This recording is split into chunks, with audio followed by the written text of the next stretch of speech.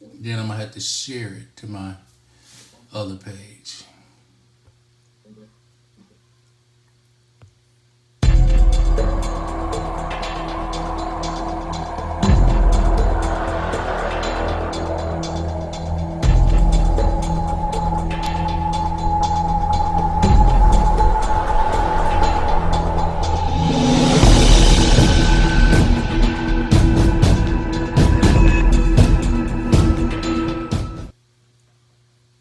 If they can turn off comments in a way that nobody else does it, I don't put nothing past the people.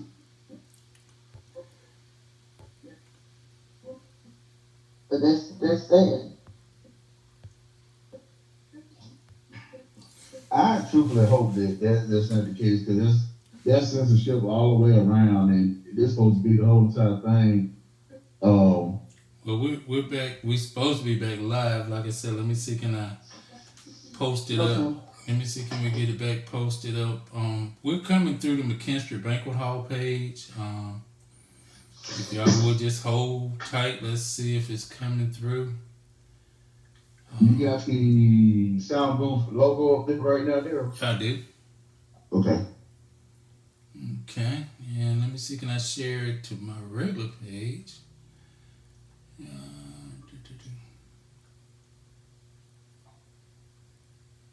I gotta see if I can't share some stuff too.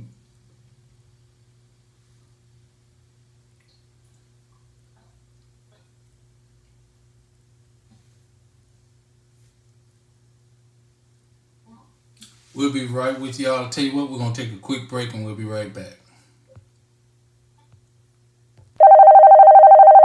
Hello? Hey, Rick. I had to call you to tell you that the food that you brought to the party last night was wonderful. It made me think about my grandmother's cooking. Where did you get that food, brother? I went down to Thomas Rib Shack to pick up the ribs, but when I got there, I seen that they had more than just ribs. I seen baked chicken, fried chicken, corn muffins, vegetables, apple pie, peach pie. And I looked around and I seen a sign that told me that they got chitlins and oxtails on Sunday. Oh, all I can tell you, go down to 2931 15th Street or just give them a call like I did at area code 205-759-5010. Thomas Red Shack, Tuscaloosa, Alabama. All I can tell you, go down to 2931 15th Street or just give them a call like I did. For over 27 years here in Tuscaloosa, Catfish Heritage has been pleasing our taste buds with their delicious catfish, pan trout, hot wings, coleslaw, push puppies, and don't forget about those made-to-order French fries.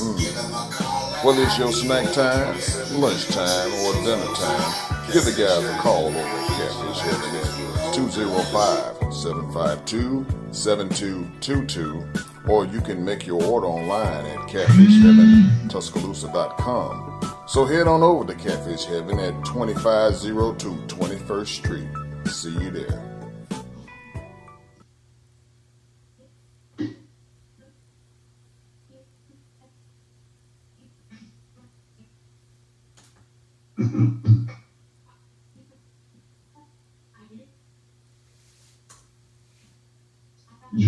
You got it back on the screen there? Not yet.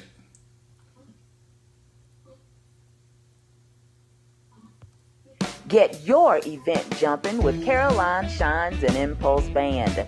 Impulse Band has been together for over 7 years, and they haven't missed a beat yet.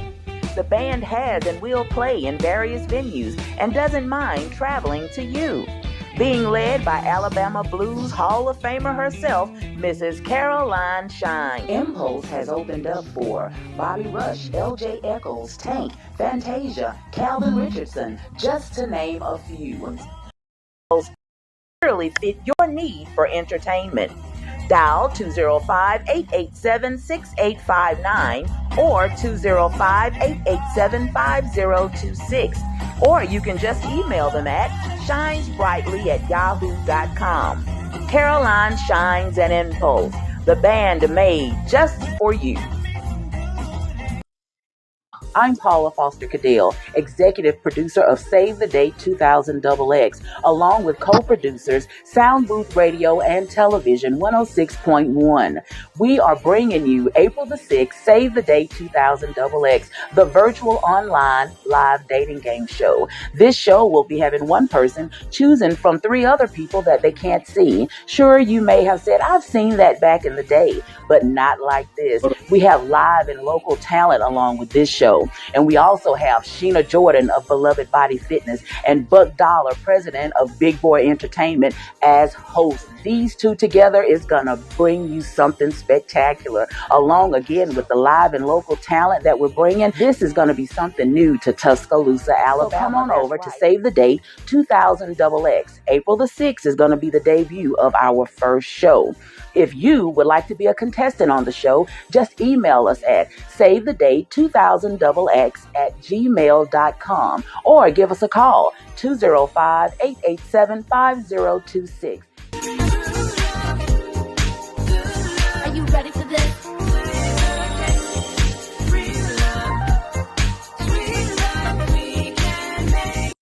It's fine for a minute, and then it starts again, then they doing it on that one.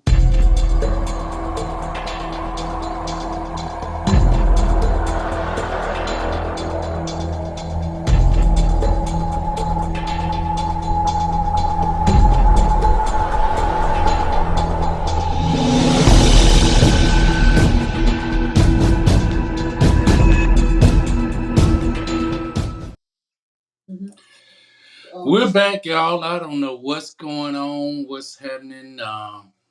Mike, were you able to share from your page?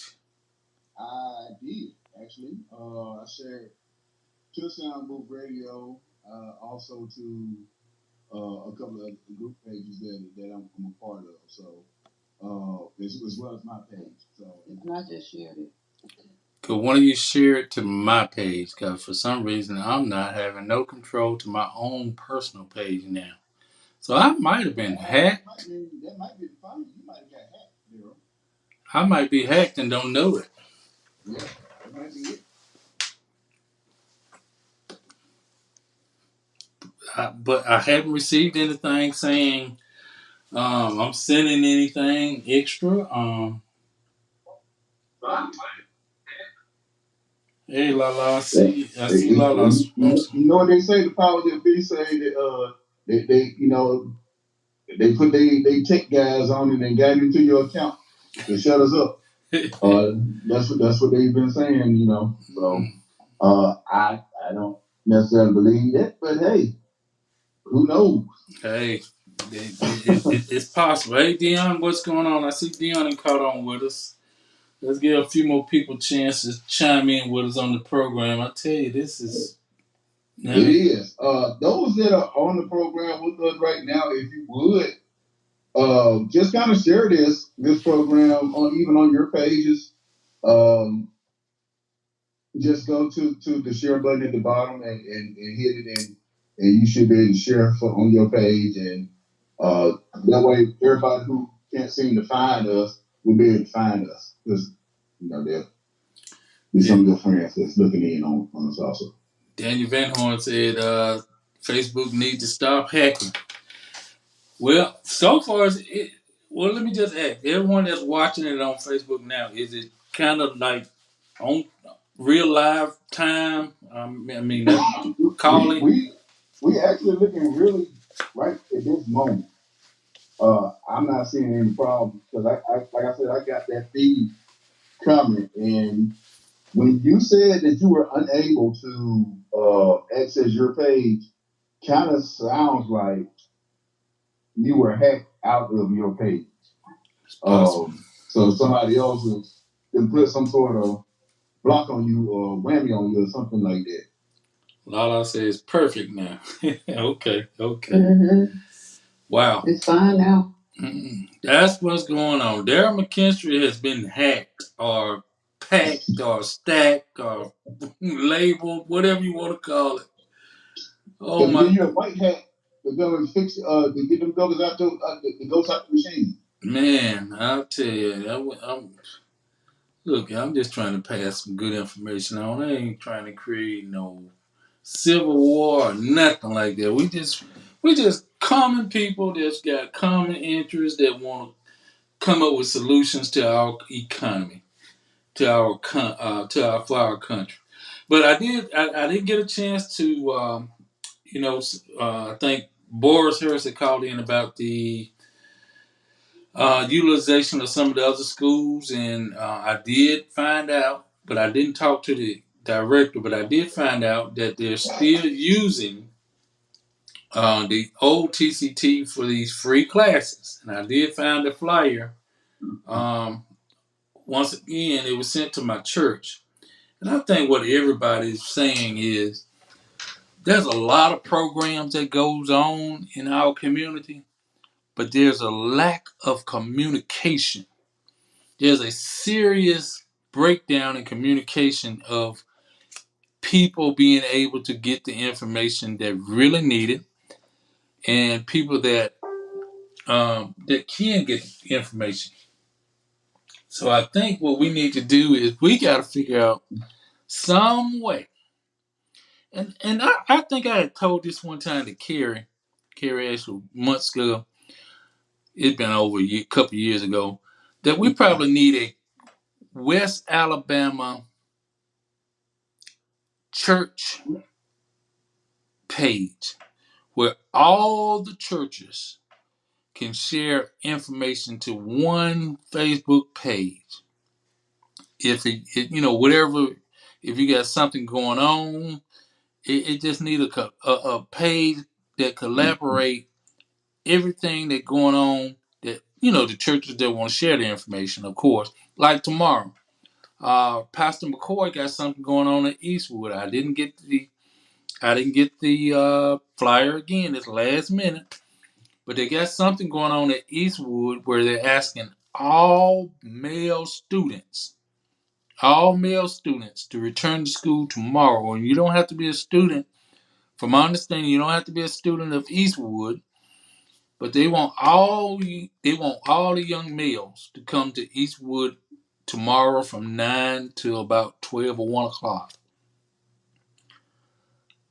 They got pro football players. They got, from my understanding, mentoring program. Anybody that's watching the program and know anything about it, please call in and let us know more about it. I'm just getting bits and pieces of it from the last minute. But And I think that's part of the problem too, Daryl, is that a lot of times these flyers get to people that try to broadcast them at the very last minute, and it don't reach the people that it need to get. What it was about a month or so ago, they had a program in Weepham area. I think it was. No, it wasn't Weepham area. It was it was at Pastor McCoy's church over there. The event. He's a part of this event tomorrow, and I was gonna see can I get in contact with him to get more information, but I'm not. But we do have information about April the 23rd. Meet the Democratic candidates. That's going to take place on April the 23rd from 10 a.m. to 2 p.m. And I think this is all your House districts: Chris England, AJ McCampbell, Singleton, Doug Smith, Lisa Ward, um, uh, Curtis Travis, Ralph Howard, all the people that are running for different positions on the Democratic ticket here locally that, I guess pertaining to Tuscaloosa. And Lala, I think, is a part of that. If she could, call in and give us great information about that, if she know, or anyone that's watching that knows more about it. So come on in, let us know a little bit more about that right there. Tonight I want to talk about who do you blame? Who do you blame for the violence in the community? That's what I want to talk about tonight. I want to talk about, is it anyone? And if you're looking at the flyer, you notice in the very center And I did this little flyer. I kind of like my little diagram flyer. But anyway, if you look at the flyer, it's it say myself. In other words, everybody can play a part in saying we're the cause. We might not be doing the actual causing of the crime or the violence, pulling the trigger, but let's get to the root of the problem.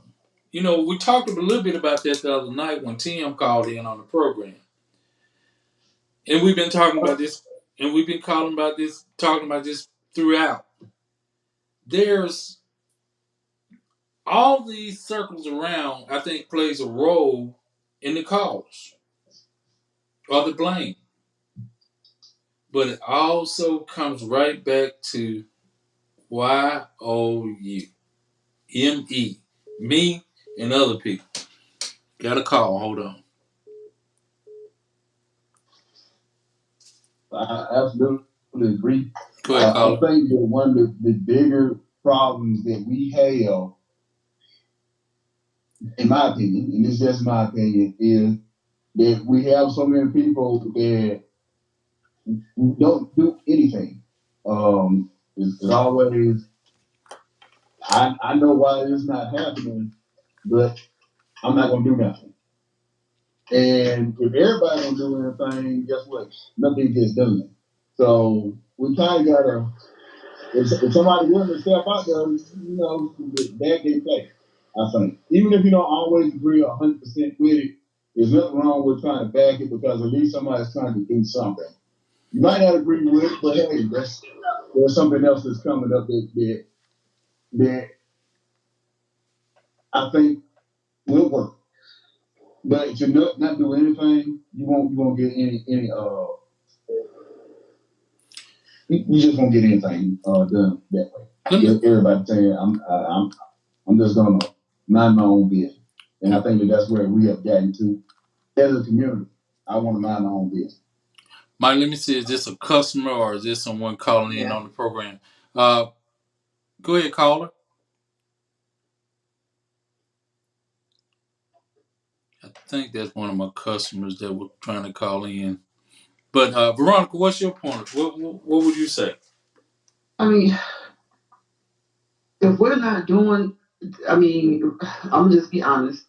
If we're not doing anything to commit the crime and the people that we know aren't, I don't put blame on people who aren't doing it. Now, I will say circumstances, community circumstances, and that applies to, I guess, every community. So I will say community circumstances. Like, um, like you said, sometimes when things are available, the information isn't shared widely and widely enough for people to know about it.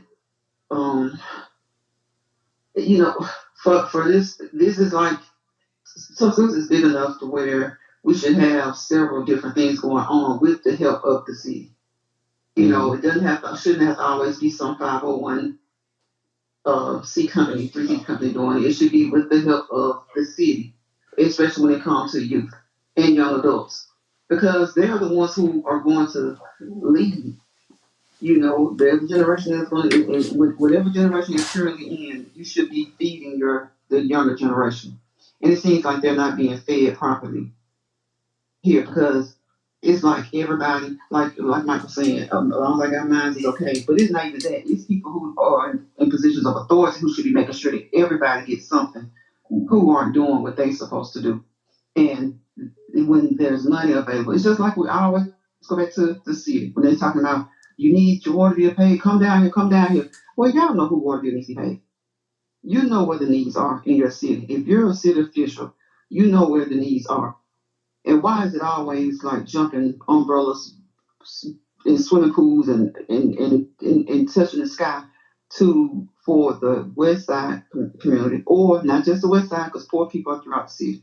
Why is it always like jumping through all these hoops and barrels and all this for them? So I don't blame. I blame the circumstances, and I do say now people have to be held accountable. I am not of that. I mean, about helping people, but I'm not telling nobody that they're not accountable for the wrong acts that they do, in spite of the lack of community involvement, in spite of the lack of city involvement, in spite of that. People are still aware. That man that did that bomb up there in Brooklyn, I bet you ain't nobody saying he's not responsible for what he did. And even though it's clear through the videos that he had something else going on, well, when it comes to us, they don't give us that benefit of the doubt. So, like I always say, everything should be fair. But at the same time, I see he has some stuff going on, but I also feel like he knew what he was doing. He was dipped and dodged and he got out of there. He knew what he was doing. He planned what he was doing. So people gonna have to stop with this not applying accountability to people. You can't be excusing people from self accountability, period. Right. So I just feel like it's the people, it's their fault who commit the acts. But if there's fault to be shared, it's the community as a whole, especially those who are supposed to lead the community. And I'm not just talking about activists and community leaders, because they can only do so much. They're only financially able to do so much, time wise able to do so much. There are too many programs that are put in place in other cities around this country, and they're having issues too. So it'll never be perfect. But Tuscaloosa has too much money going to all other kinds of stuff. But then when you're talking about putting stuff together for youth and young adults, it's always like a twist of the head or a turn of the neck, like here they go again, asking us to do something. But it's our taxpayers' money that's paying their salary. You're absolutely right, Veronica. And it's a shame that like these programs that Daryl was talking about at the old TCT building, we have a problem getting that information out to the people that need it, and the people who I would say not necessarily they don't need it, but in other areas of the town, they probably know all about this. You know, hey, make sure you go over there and check this out. They have these bulletins out, and not just on the internet. I think they do a lot of hard copy stuff and get that information out. We tend um, to put everything on the internet and think that it's gonna go viral, and it doesn't. Mm-hmm. And I think we also tend to put a lot on schools. When to tell the truth and honestly, school is from what 750 to 320 at most. Right. The schools, a lot of times we put. I hear a lot of people, and I do feel like the school has their accountability in certain areas. But when it comes to crime and stuff like that, a lot of times I hear people putting things on the school. The school is to make sure that your children are adequately educated. Now, if you don't educate my child or my community's children the way you should, we got issues. But they're actually there. Some of them are being nurses. Some of the teachers are being nurses, social workers, and all this stuff already during that time. And then they have families of their own. And to be honest, some teachers are functioning drug addicts as well. I'm not naming no certain teacher. You know what I'm saying? I'm not saying that. But I'm just saying people in the community are stressed and strained and pulled to their ends. So how can you, always blame the school about something? These teachers are just trying, especially these young teachers. They just got out of college. They didn't sign up for it, and they know how school is. I'm not saying they don't, but they don't sign up for being a teacher, counselor, parent, friend. They sign up to be an educator. And law enforcement. They're supposed to do. They're supposed to educate your youth, not be your youth. They're not supposed to raise your kids. Right. We got Lisa Young on the phone with us. Okay, go ahead, Lisa. Hey everybody, how y'all doing? Hey, good. How about you? I'm great. First, contributing to the topic, I feel like we as a community is broken. I feel like we're too cliquish. Mm-hmm. I feel like we don't support good causes because of who's hosting it. I've seen people in the community say they weren't going to support something. But we need to rise above that. I'm just like Veronica. I feel like it's so multifaceted that we always look at something through like one lens where we could be collaborating efforts. and attacking our problem, especially with our youth. In our community, we can attack our problem from so many different angles. And instill some accountability in these young people. You know, we need to hold them accountable for what they do, but we also need to hold the parents accountable. We need to hold the police accountable. We need to hold the city officials accountable. We need to hold the teachers accountable. So, and I think that people forget that you know, like this is it's more than just one. We can't point the finger at one different person or one different entity. We can't say that. Okay, I always go back to. I believe that parenting play a big role in it, but I also know what it feels like to be a single parent. I know what it feels like to work two jobs, come home and you know your kids are already at home and you just praying that they don't get into trouble. But then, you know, I know people that they I think that they're good people, they're good family oriented people, and their kids just bow to peer pressure. So I think that we have so many different issues that we have to attack our problems from so many different sides at one time. It's just like, you know, we see violence as the enemy child that's plaguing our community. Everybody needs to join the fight at the same time. Mm-hmm. And you know what, Lisa, that's why I said don't be down here just blaming these teachers, because some of these teachers, we don't know, they probably fearful, they just ready to jump in their car and run home. Depending on what school they at, it's too many angles we can attack it from instead of blaming one. I see too many people, and I just saw this like a couple of days ago, blaming teachers. Teachers have their role, but they're not the cause of everything. Parents have their role, but we can't handle everything. And yes, they're our total responsibility at the end of the day. But our community is too big, and we have enough. If the teacher does what they're supposed to do, the schools do what they're supposed to do, the parents do. If you get two or three of the people of the organizations or the people who should do it, then you're doing good. Because with other students, you might have where it's the school, parent involvement, and after school athletics may be what helps them. Well, somewhere else, you may just have a mentoring program, the school, the parents, or whoever helping them. You know what I'm saying? So it's like it's too many different avenues that we can approach it from instead of just saying, oh, it's the teachers, oh, it's the parents. Oh, it's the police. Oh, it's whatever. It's like we all got these different roles, but we're not combining them to attack the problem. Mm-hmm. And then as a community, we don't offer enough support. I remember a few years ago, Tuscaloosa School System lost two black male administrators, right? Mm-hmm. We should have been beating the pavement and saying, no, we want them back. But we just accept the status quo as if, like, we don't have, like, our voice ain't powerful. The fact that Daryl broadcasting his show, and it got interrupted, lets you know how powerful one voice can be.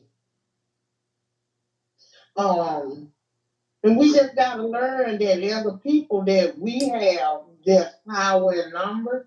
If there's a good cause, we need to come out and support it regardless of who we are, or if we think that we're not being directly affected, then that's not true. That's not true. The absolutely is affecting everybody. It doesn't matter what side of town it happens on.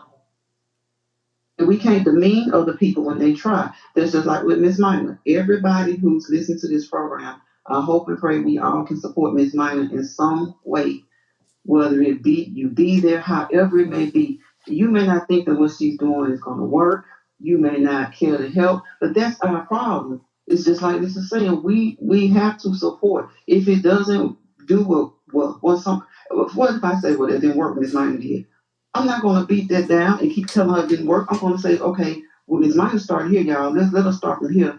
Maybe it wasn't a success because of this, that, and the third, but this was a success about it. And then we got to work from there. But you can't have people just looking for things to be failures when people are trying. You can't have people looking for failure when people are trying. The piggyback of what you just said, Veronica, I think that's a lot of things of what we generally have situations that come up where I'm just going to see it not work out so I can talk about it later. That's a huge thing that happens in our community. They won't talk about it if it's a success, but they'll talk very little about it. But let it not go the way it's supposed to go. And this can be anything. I've seen it happen at weddings. I've seen it happen at parties, graduations, anything. If things don't go the way it's supposed to be, when you're talking about it months down the line. Right. But if it was perfect, the thing was beautiful, it might not make the week out. That's what I'm talking about. Mm-hmm. And that's what we should be using as a force to drive the next issue, or not even the next issue, because we know what the issues are. They remain. But the next time you tackle it, use that as a blueprint. Use that as a way to say, okay, this worked. Let's see what else we can do to make it work even better. Because somebody's going to come along and say, yeah, somebody's going to come along and say, all right, well, I'm about 20 some people out there. So what? They came. Mm-hmm. So next time we're going to make sure we're going to shoot for 1,000. But if we're going to get 100, it'll be more than what came the first time. Right. You're right. You're right. Miss Mama called me today and asked me, was I going to be there? And I was like, yeah, I'm going to be there. And she asked me, what did I want to do? And I told her to plug me in wherever she needed me. Mm-hmm. Exactly. You have to be open and willing to help instead of always downplaying. Mm-hmm. And then I don't have, like I told her. Not to everybody also, because she reached out to me, because I've got a lot of stuff going on that I told her that I'm available as well. I want everybody to get together to make sure that this is a success, because it's the biggest thing to me is for anybody to say, I ain't coming because it ain't gonna work.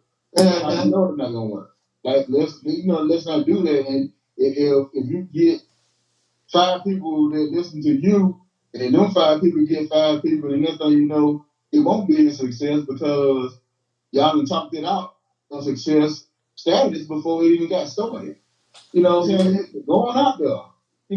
If anything, you might learn something. Somebody might learn something, and that's the best thing. If nothing else, it'll put it on young people's mind, the little kids out there. This is the way to go. If 15, 16, we'll see the young ones, right? It might, as long as it's hitting somebody, it'll see, because they go do it, the streets go for them at 6, 7, 8, 9, 10. So we get 6, 7, 8, 9, 10 out there and give them something positive. Look at, it's hitting somebody. It's a success. We claim it as a success, period. Just the fact, simple fact that she got adamant and said, let's do this. That's a success. Now, how many come up there? I ain't finna be running back behind after the fact talking about, oh, we wasn't this many people. What we need to do is talk about building it up. What happened? What can we do to make it better next time? Make it better or tremendous. And here's a point I think everybody need to look at. Y'all might remember churches used to have tent revivals throughout. That's right. Throughout the city, and the revivals were not to get the ones that were already saved. They were there to try to save at least just one, and more than likely they saved more than one. So they continued each and every day of that week, or however many times they had it, they constantly achieved the ultimate goal of saving souls. And this is what Deborah's doing. Her ultimate goal is to get the message out of let's stop the violence in Tuscaloosa. And I think that's gonna pass along throughout our community. Hey, I applaud anybody that's doing anything that's gonna help get the word out. Anything, the T-shirt idea, $5 printed on the back. That's a great idea. That's great networking, because that's great work for the T-shirt bar. NAACP, more awareness for our local NAACP, more awareness for our local police department, more awareness for our resources to come together. And I still say, okay, Lala. I'm sorry. Let me get this right. NAACP Lisa Young, the president, local chapter of the NAACP, did a great coordinating job for that job fair that took place at the McDonough Hughes Center. Okay, she might have done. She might don't know who she got a job for, but somebody got a job. Somebody got a job from that fair. And what she did, and they put together, and the people that came out, it was worth the effort. And that's what we need, more effort in this community. More effort we're to gonna stop do it again because I just talked to a young man from Southern Railroad, Mm-hmm. and you know what he asked me? He said, "I need some folks." He said, "Why I wasn't invited?" Yes. And I just stood there and I'm like, yeah, yeah. Hey, you well, can. you get invited to the next one. That's right. You can And think of he everybody. said, but you know what he said? He said, I can only start them off at like around $20 an hour. You might Just have. tell them I want some part time. I want some part time in the railroad. Look, I'm saying I'm going to work for the railroad. I can't see, but I do something. But I reminded him, I said, well, you too young. But my first job I made $3 and 75 cents an hour, I believe. I wasn't far behind you. I was 425. So, and I worked hard for that $3.75 an hour. That's right. But when I hear young people say, I'm not going to work for that, Lisa, we talked about that Tuesday. Who pays your bills? We talked about that Tuesday. See, y'all, that's why when you go back to the title of this program, I had to say self accountability will always stand. Because we just talked about Tuesday how you got some people who think $15 an hour is not enough for them, $12 an hour is not enough for them, and you talking about $20 an hour, but you don't want to go out there and sling rails. I'll go out there and sling. I might only work 3-4 hours, but I'll sling. You call me the brand new John Henry. That's what we talked about Tuesday. They complaining about pay I rate. don't even do that no more. You know what I'm saying? Well, my mom she retired from the coal mine. And the one thing that used to be said, her and my stepdad, they retired from the coal mine. The one thing they were saying, like, y'all won't be able to do the work that we do. And I think when I get that check, I'll do any job what we do. That's the kind of mentality I think a lot of people need to have nowadays. Yeah, but they be worried about the pay and they're not bringing the qualifications. But they're worried about pay. And Boris Hertz addressed it like he said, you know, how many are ashamed of not having degrees. But y'all, like we told him, it's so many jobs hiring now don't care if you got a degree. They just need people to work. And they still paying a fairly decent rate. You can't command $1 million and you don't have credentials or experience to offer. Mm-hmm. Yeah, exactly. Hey, I got Miss Pandra Wilson. I'm sorry, Miss Pandra Wilson on the line. I better get that right. You got the last name me. Good evening, everybody. Hey, how you doing? Doing great. I was just listening. I actually just kind of chimed in, and I got a chance to hear two of the young ladies speaking, and I agree with both of them of some of the reasons that they are saying of why we have crime in our area, and I certainly agree with the young lady that spoke about the cliques, and that's one thing that I've always noticed. Here in Tuscaloosa, a lot of people are clicked out, and it's no problem being in cliques. But if you can use that to help with our community, then that would be a good thing. But it's not that way. But you have when I think about the cliques, and they don't move unless somebody in the clique moves. So therefore you don't get anything accomplished because you can invite one person to something and depending on who is who you're inviting and you're inviting that particular group of people, if that one person don't come, then you're not going to see the rest of them. They're just not going to be there. I also believe that I know that the gun violence part, with the guns being on the street, you have to say that. who's ever providing them with that, they definitely need to be held accountable for that. Or with our young people. And as far as the school system, I'm gonna be honest with you. Here's what I believe: we as individuals have failed these young people, and I say that because everybody wants to be everybody's friend, and we approach them like us being adults and older and probably wiser. We want to, even with our children, we think that if we're more their friend and we're going to get that respect and that cooperation from them, but we don't get that. You're not going to get that from these people and young people who are teaching now and in the system. Um, they really don't.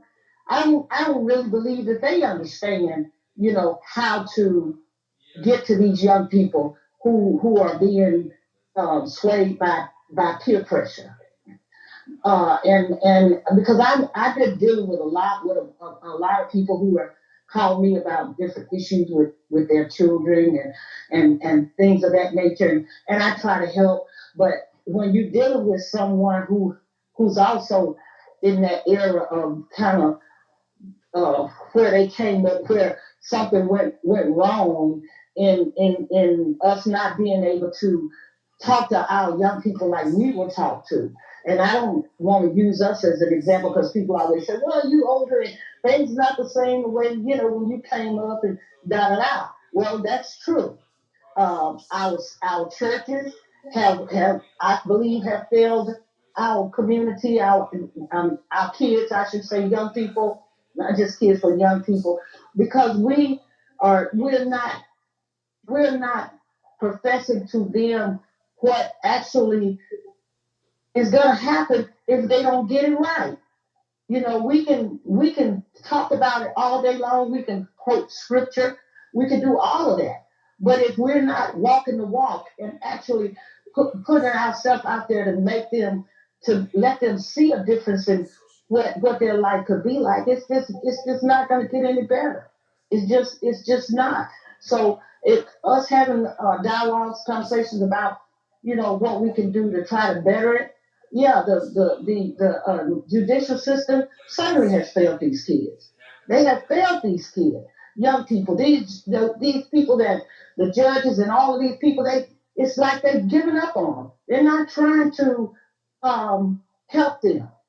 We don't have programs here, well, alternative programs that I'm aware of now, that when we have kids that are misbehaving in school and not doing what they're supposed to do, they may be somewhere where they send them to. I'm not sure because my kids been out of the system for a long time, but I don't ever hear anybody talk about it.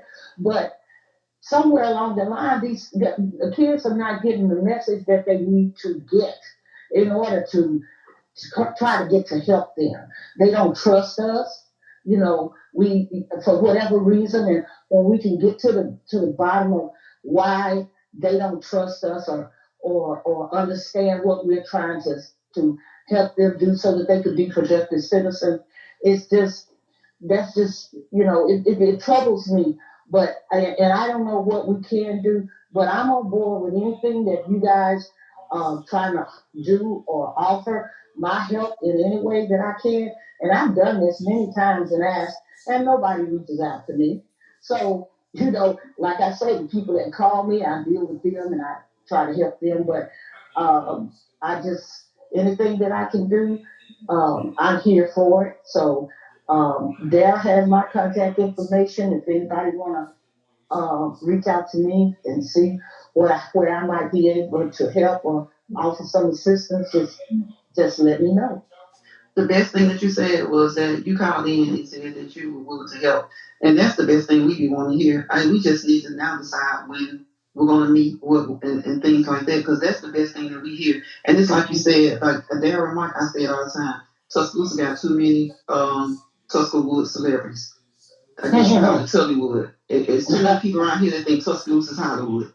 And it's like, yeah, they kiki and ha ha and all this and all that, and I'm with you. But when things boil down, they want the attention, or if certain other people aren't there, then it's not worth their time to be there. And I'm like, this ain't Hollywood. This is not Hollywood. You got some Hollywood celebrities.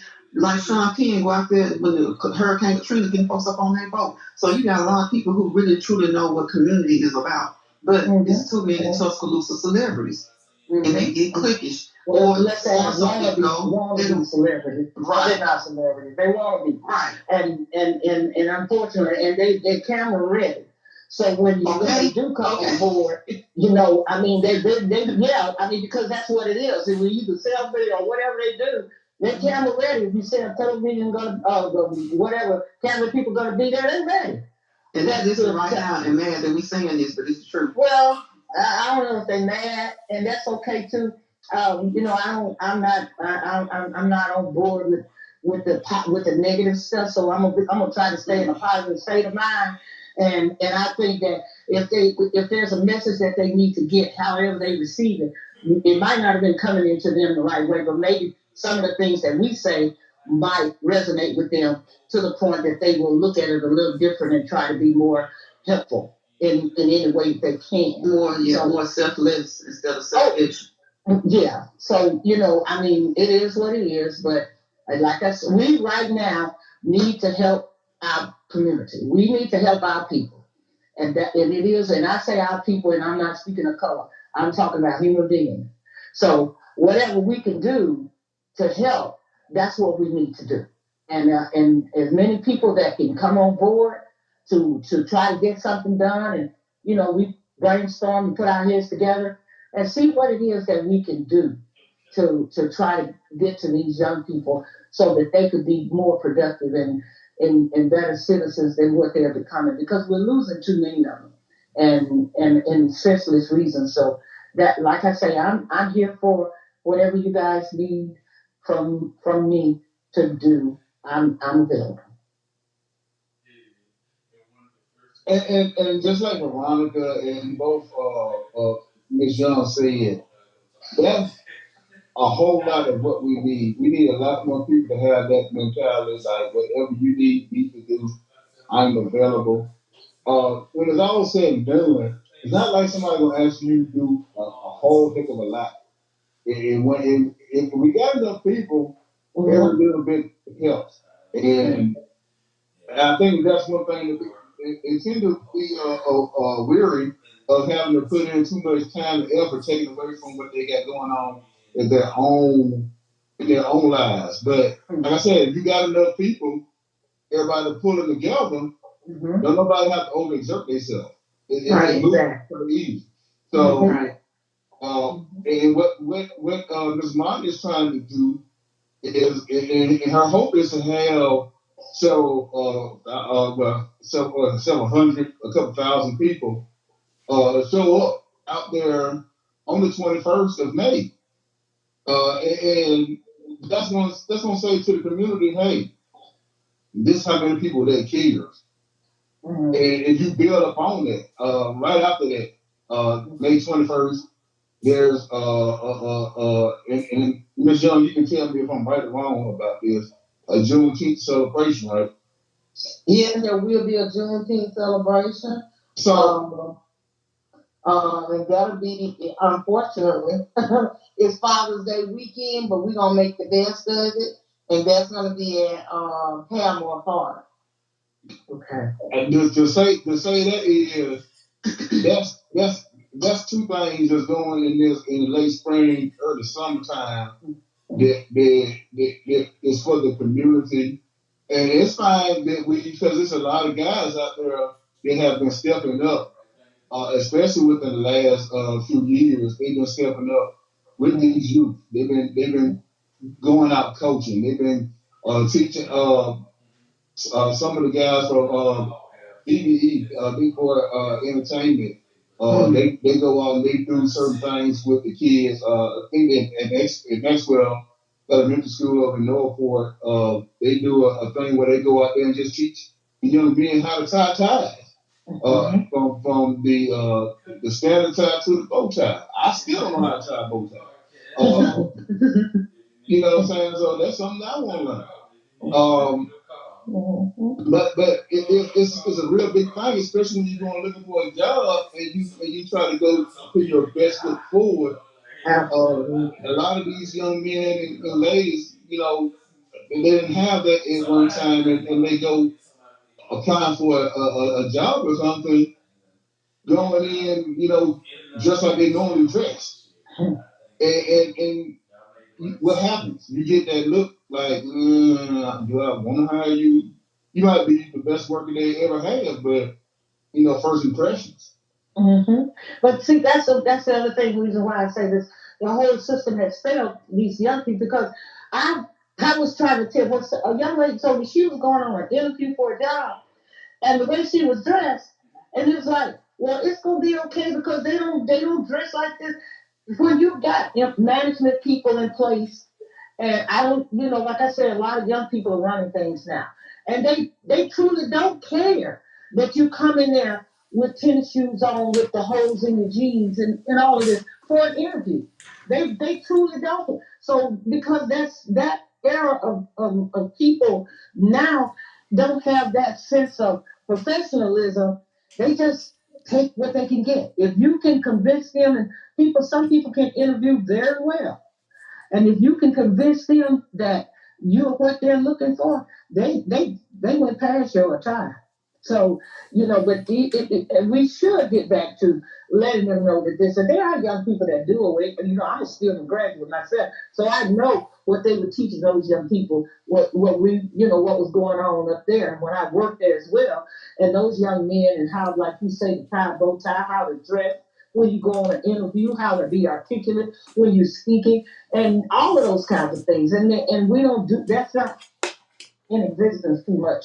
Absolutely, it's not, man. When I don't mean to cut it off, that's something that to this day, when I try to speak on this show or any of the other shows that I do, the one thing I try to do is articulate myself without using a whole lot of street lingo or anything, because I know that I can articulate myself a whole lot better than that, and I don't want to put out that vibe that I'm just an ignorant black person. That's and being a male, yeah, exactly. And we have a lot of young people right now who don't know how to turn that stuff on and turn that stuff off. I hate to say it like this, but it's true. As a child, I was taught, hey, you talk like this here, if you come over here, you gotta turn, poindexter on. Yeah, that ebonics got to go. Yeah, and it's saying a lot of them don't think that, and they say you judging them when you talk about the way they talk. No, you cannot fill out an application saying, you see what I'm saying? I won't do it. You know what I'm talking about? You cannot do that. They're gonna look at that worse than they look at the way you dress.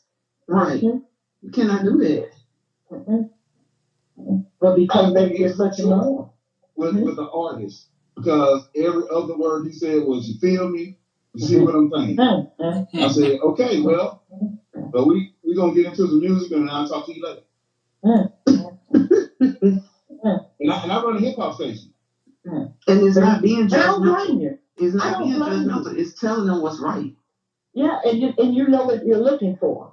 And if you educate them at the same time that they're coming to you, then they'll know that, okay, I can't approach him like that, and there may be some others out there that I can't approach like that. So let me turn on this professionalism that I know I got hiding in the back somewhere, and then call back or however they get it to be re-interviewed. So yeah, it's a lot missing with us these days in trying to help our people, and I just pray that we can get to that and try to help with it, especially with the violence part. It's too much. Once again, we're broadcasting live 310-6067 or 826-7661. Get you in contact with us here on the program. If you'd like to comment, where do you see yourself taking the blame? Let's get to the root. Like I said, we get into the root of the problem.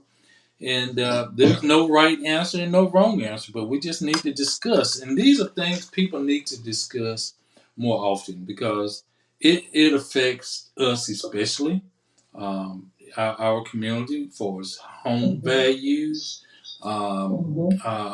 jobs, or politics. It affects us on down the road in a long way.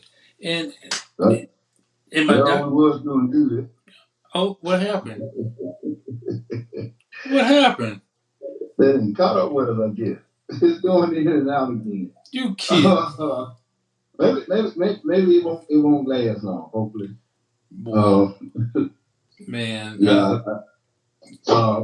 So far, yeah. Well, so far, we own. So since I said that, okay, I ain't gonna say nothing else.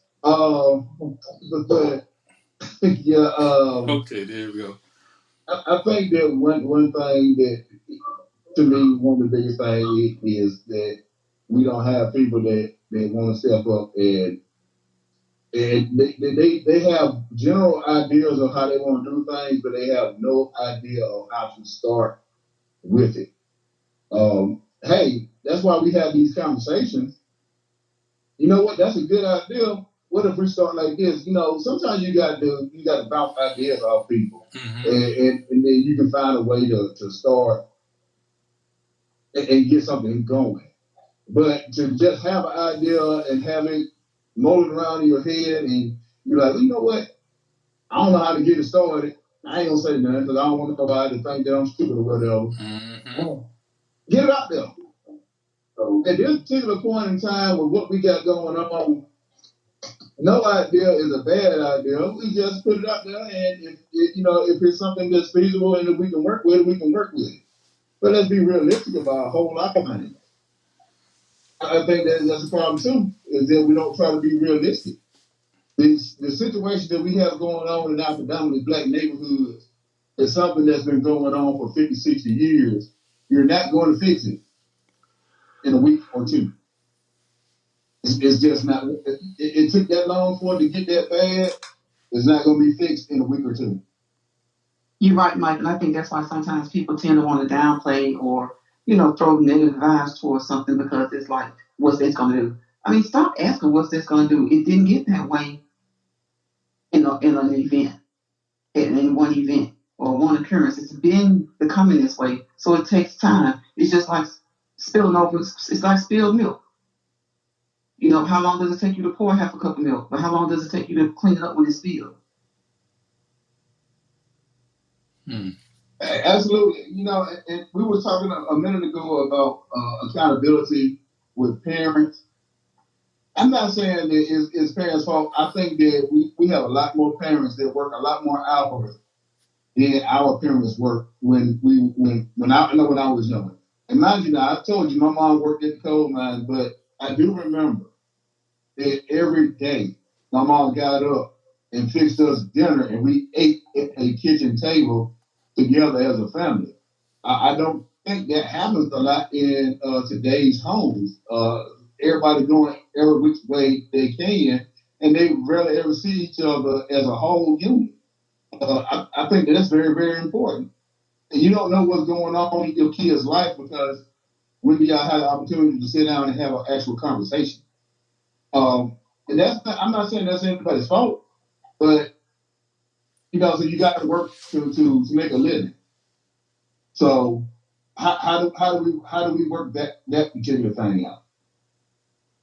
How do you work out the fact that my job requiring me to work 10 hours a day for 6 days out the week, or sometimes 12 hours a day for 6 days out the week? I only get 1 day off, so I'm dead tired when I'm off. So I'm not trying to talk to my kids because I'm trying to get some rest.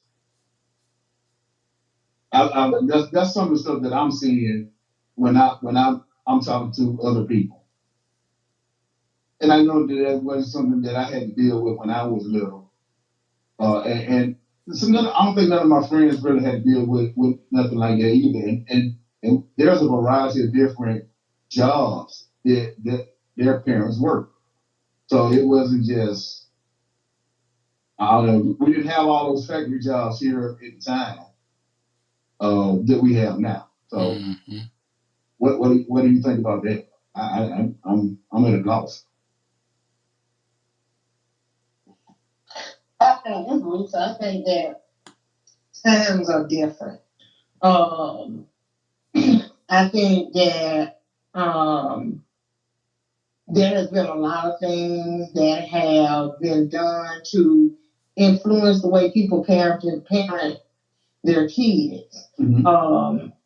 And there was a community unity meeting. I was trying to explain that yes, parenting is an issue, but there was a period when here in Tuscaloosa, the police were being called on parents was being arrested for spanking their own children, trying to discipline them. I can remember personally when my son was in the hospital. He was out of school for 3 weeks, and I got a letter from a truancy officer demanding that I come to some parenting class at my expense. I had to send them a letter from my attorney. You won't bother me while my son is in the hospital battling for his life. So, but that was me, and I had the means to go to an attorney. I can only imagine how it was for other parents. You had teachers. I remember my daughter, the teacher told one of my kids, if you get a spanking, you need to call the police because nobody has a right to discipline you physically. Mm-hmm. But and the police came to my house. The police came to my house and I gave them the option. You can get the child and leave because I got 2 other kids that I'm raising. And I posed the question to him, if that child goes out and commit a crime, do you ask that child to pay restitution or do you ask me, the parent, to pay restitution? So there are a lot of things that have eroded the dynamics around parenting. People being overworked. You have people that are maybe going back to school. They work during the day and got to go to school at night. You have kids being responsible for raising their siblings. You know, I've seen all different dynamics. And we just got to get back to the point where, you know, when we say it takes a village, that village is there to uphold somebody, especially if you got a young single parent, be it male or female, working during the day trying to go to school at night. You know, you got people that say, you know, I'll be there for you, but you don't even want to pick somebody that have an extra rider in your car after school. So it's just so many different aspects that we can look at where I think we all can do a little better. You know, we got a lot of little black kids in the foster care system being placed in homes of people that don't even look like them. You know, when we talk about how we traumatize kids, to me that's traumatizing. For a young child to be taken away from their family and placed with somebody else, we can do better as a community. You know, with helping to support families. And I think that the churches should play a very pivotal role in that. The churches can be open in the evening. You know, they ain't got no problem passing that plate on Sunday. And I trust me, I know how much some of these churches collect. I know they can open their doors in the evening. If they have programs, we talked earlier how we don't get enough information out there. There are churches that have programs that people don't even know about. Mm-hmm. So there's just so many different ways that we can do better. We talked about how people don't get the information out. Well, you got people that'll have information and they're only going to share it with a select number of people. That's right. Put it on Facebook and make it an open post. Ask people to share. I mean, what good resources if they're not being used? Right, Lisa. It's almost like they figure if too many people know about it, and then they're whoever they're wanting to take advantage of won't be able to take advantage of it. And that's not the case. Usually when it's too many, when it's a lot more people asking for it, they provide more services. Yeah. If there's a demand, they usually try to provide it even more. But that's the way the churches. So I'm saying with one thing is, especially if it's something that requires them, they're gonna get like and I'm gonna use an example. A few months ago, we was talking about those vouchers that they were giving away in North for free housing or for housing vouchers.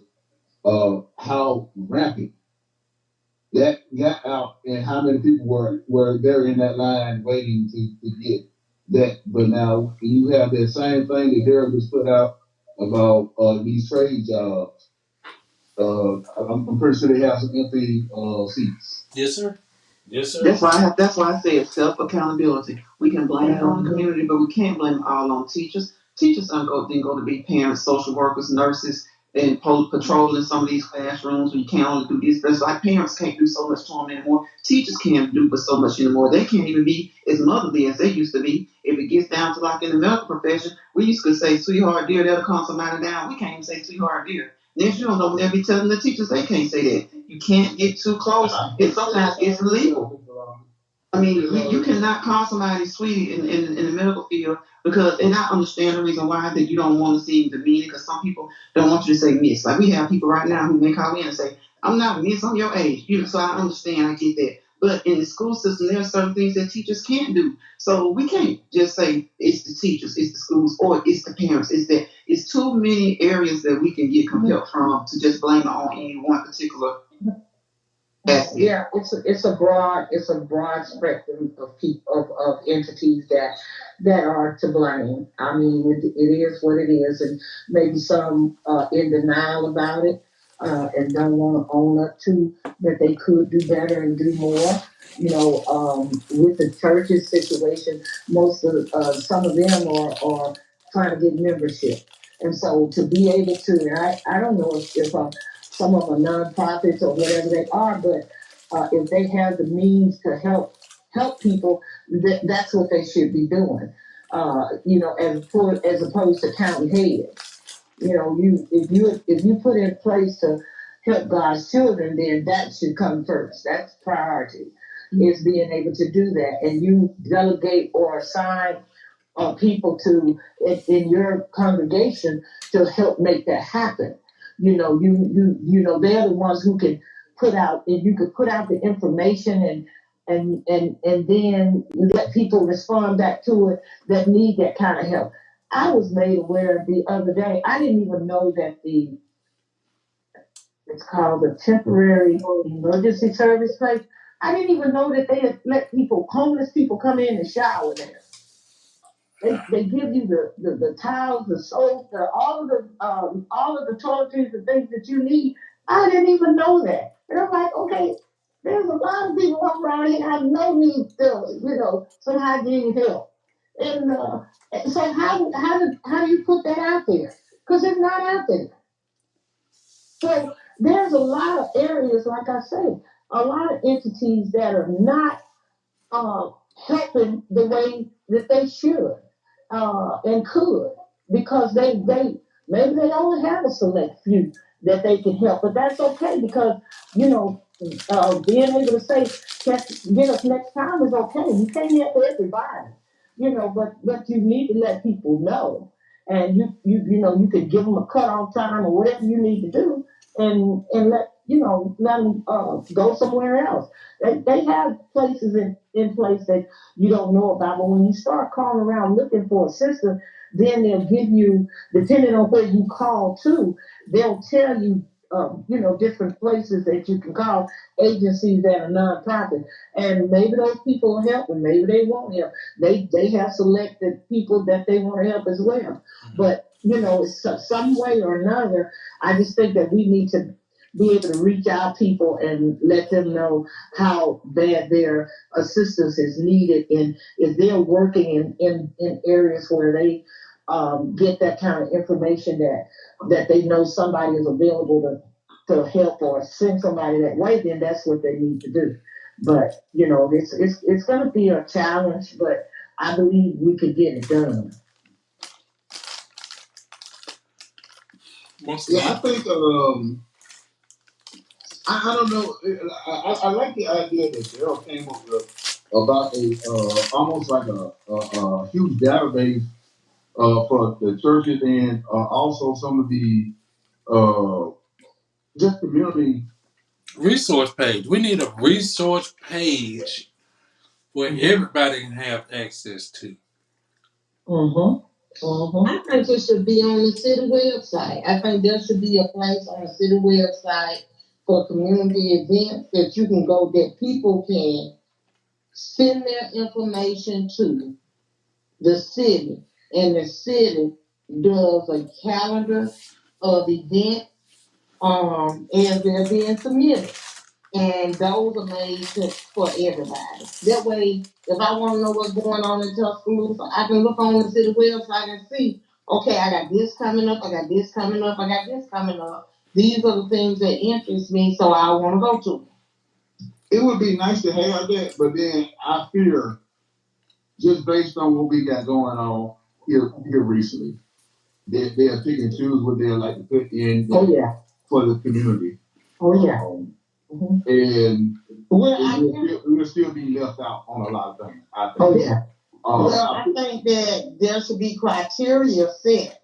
But if it's open to the public, if it serves a certain cause that helps the community, then I mean, like, I don't see how they can pick and, well, I know they would pick and choose. I agree with you there, but I don't see what justification they would have for picking and choosing.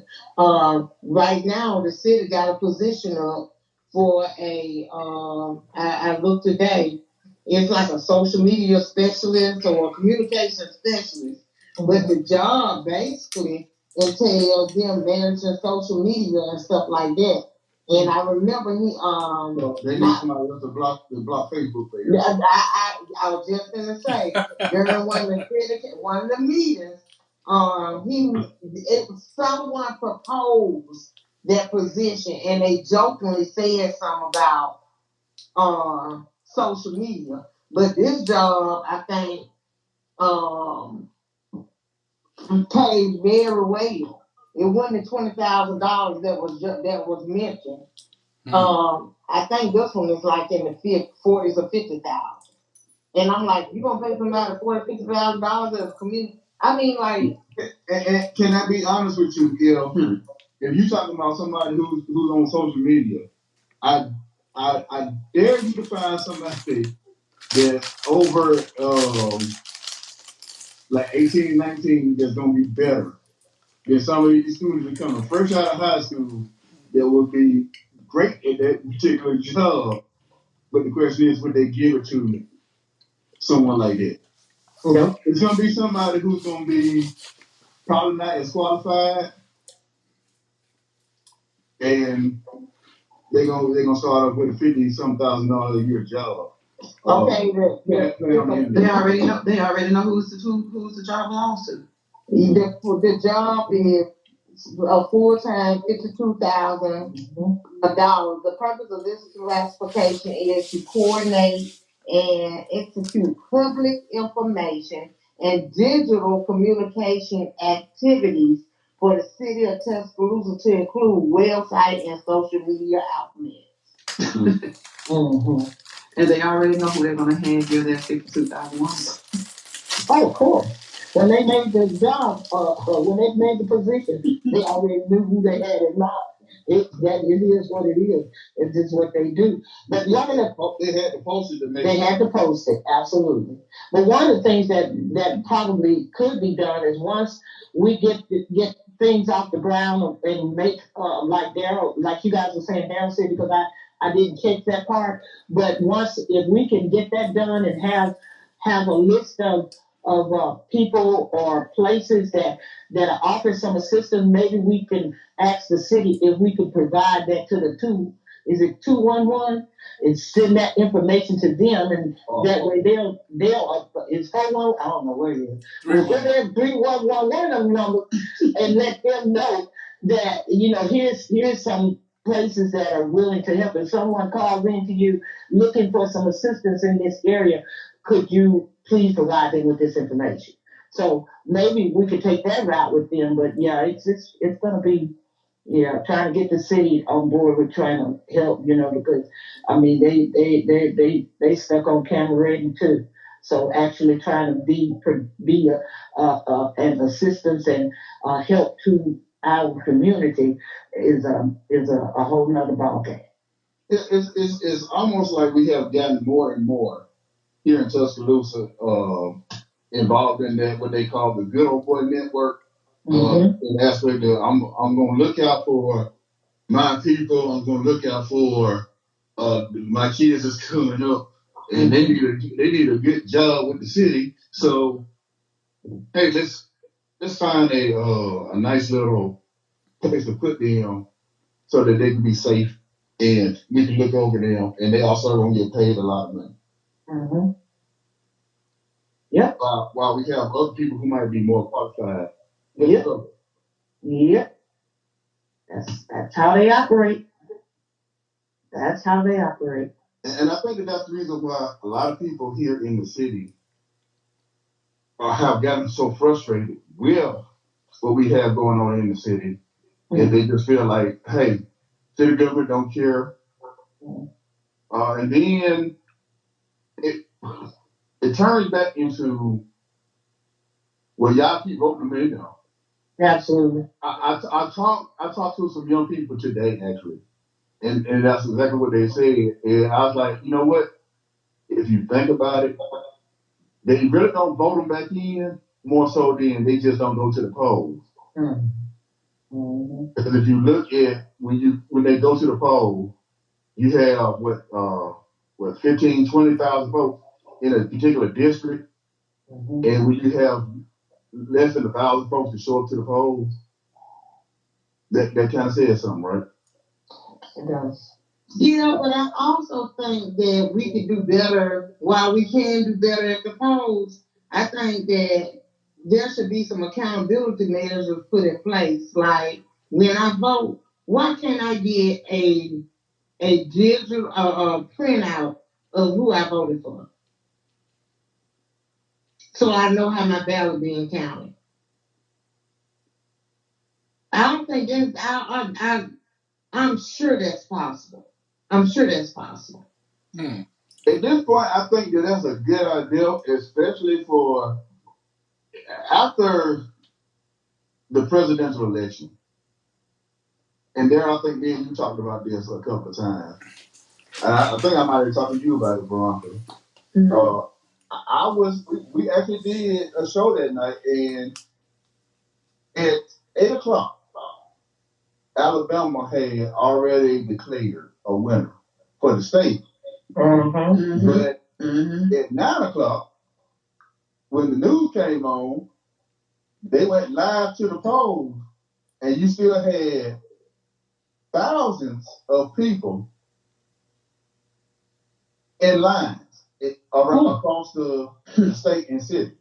So I was trying to figure out how in the world could you have said that Alabama already have declared a winner an hour after the polls officially closed. So it also makes you wonder, hey, should we be doing that here in the state of Alabama, because y'all going to go ahead and give y'all votes to who y'all want to have? And from what I saw then, it looked like everybody who was in the line at that time of night was black and brown people. Well, that's not surprising in Alabama. It's just certainly not surprising.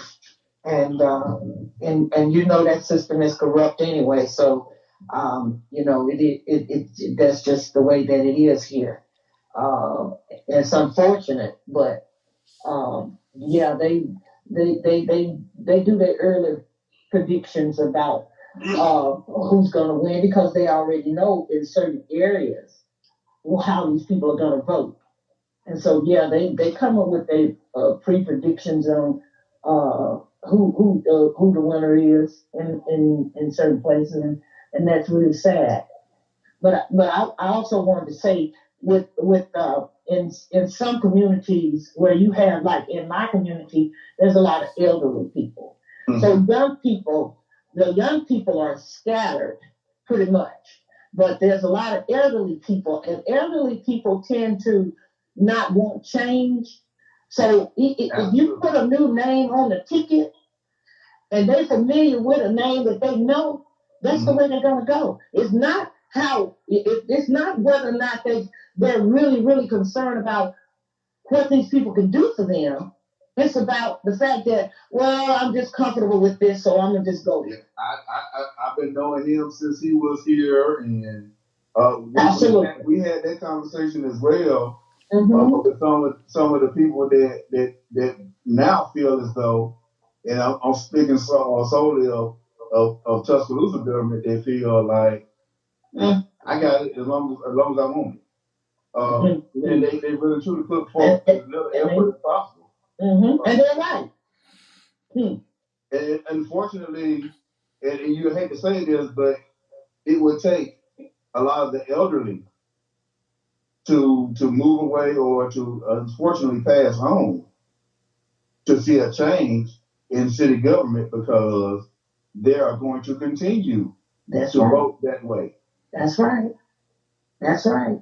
It's just going to happen, and I realized that years ago that people in some areas they're gonna be comfortable. They're comfortable with with the votes that they make. So it's not necessarily that they like you so much, because and I'm saying that because of something that I heard, but I'm saying that because it's not so much that these people are so crazy about the job that you're doing for us in this city, but it's because those elderly people are comfortable with the fact that they already know who you are.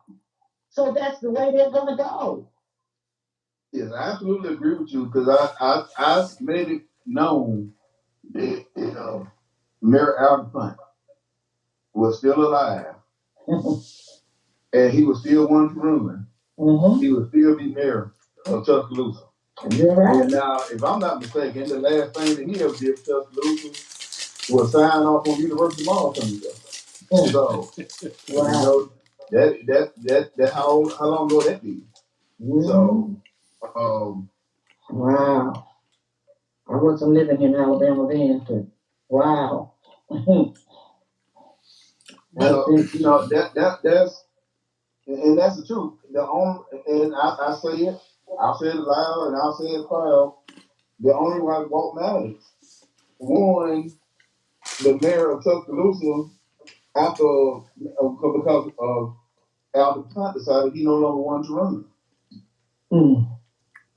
And people knew Walt Maddox from him going to Central, and he was on the city board. And now he's held the position for, is it 16 years now? 17, 18 now. Yeah. So he pretty much feel like he's locked in until he decided he don't want to do it anymore. Let me we put him in office. We did. Indeed. We did. Let me bring something up right quick that Lisa had mentioned about the job, the communication specialist job that the city had available. To me now, and maybe I just have a problem with something, and that position paying $52,000. To sit on the internet and look at people and look at people's. So look at Facebook and TikTok, because that's where they're gonna be. Yes. But not on behalf of the city. But go look at the other jobs and see what they pay. And that's what I'm doing. And they just gave the police officers a raise, but according to what it looked like, they only they booted the starting pay up to $51,000 even. Yeah, they was already making 49. But my point is, and I'm always gonna be for the police, but I'm just saying, do you want to pay a person to sit and watch Facebook $52,000, But here's a man with a gun, a man or a woman with a gun that has the deciding factor of life or not, to take someone's life or not, writing people tickets or being an impact on our community for with our youth. 51,000. What do that really make sense to y'all? I mean, if you look at it from another economic standpoint, you just said it. They writing tickets, which gonna give your city revenue. And that person that's playing on TikTok and sending out tweets on behalf of the mayor and the city council and on Facebook talking about some of the mayor 5K run and walk and all that stuff.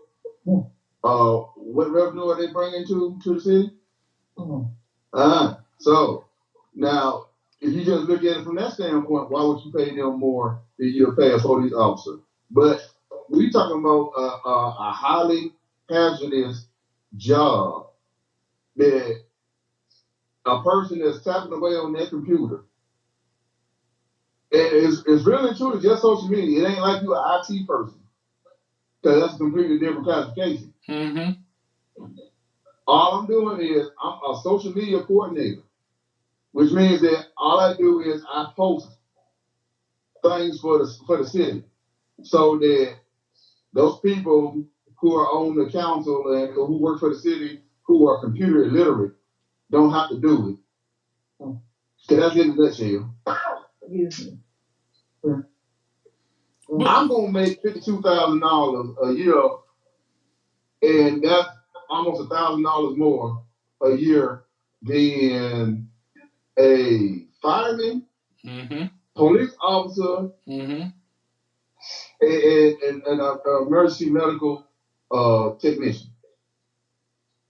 Well, and also, I remember I was watching the live feeds when we had that big water main break. Mm-hmm. After all that flood.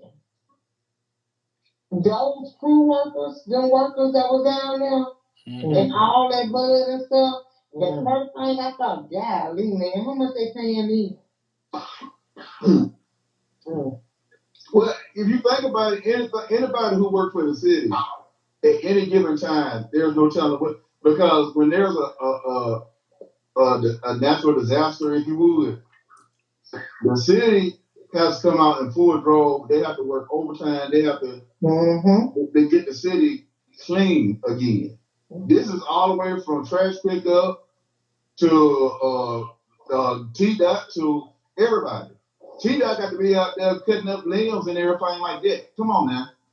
All that stuff is dangerous because a limb can fall on a power line and you don't know it. And it has charge. It has charge, and they cutting the tree up, and the tree is already charged, and they can get bit by electricity. A lot of current. So look, Mike. This person's gonna sit at their computer and make sure that the mayor's image and this council's image is not tainted. Do you not know how important that is?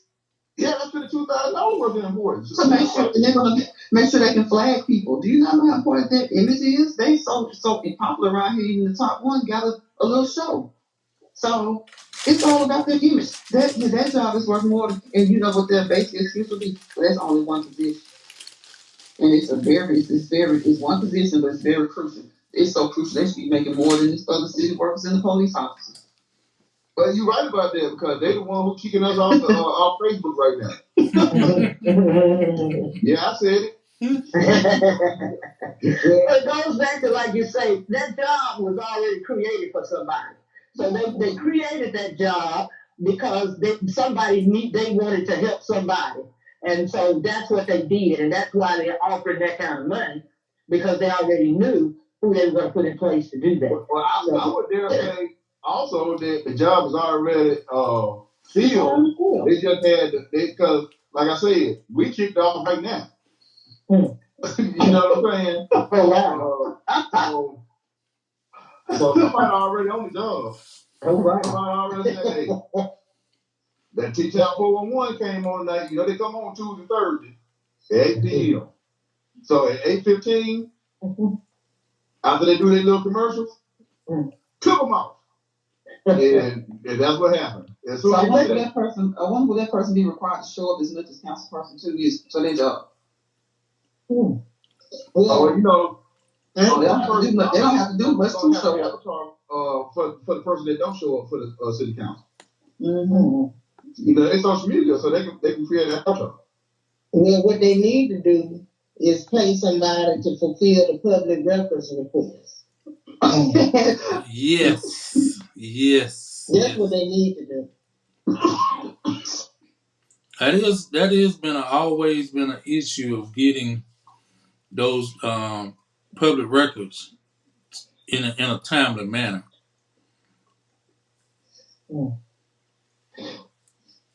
So they tell people to go through the archives. You know, really? Go through the archives? That's what you want to tell somebody? Because, you know, since Walt Maggie's been in office, he has been completely transparent. Oh, really? That's laughable. No, that's laughable. That's what they tell us anyway. Okay, then, because if he was transparent, I don't think that lie would be showing up in the McDonald Hughes Center. Hey. So where the transparency come in at? And like I say, if he's still in office, a few years down the road, y'all gonna see a road where that lie used to be. So they got ulterior motives for everything that they've done and are doing. So the transparency as far as him is concerned, no, it ain't so. No, and I'll be the first to tell him who missed me with that one. Well, that was done and done with. I tell you. I know. Well, no, it's not a done deal because if y'all remember, there was a lady that showed up at the end of count. She spoke last at the council meeting where we had to vote. She has tried to get in touch with she has reached out to council people that have not returned a phone call. She has tried to get an appointment with the mayor, and the mayor's secretary would not give her an appointment.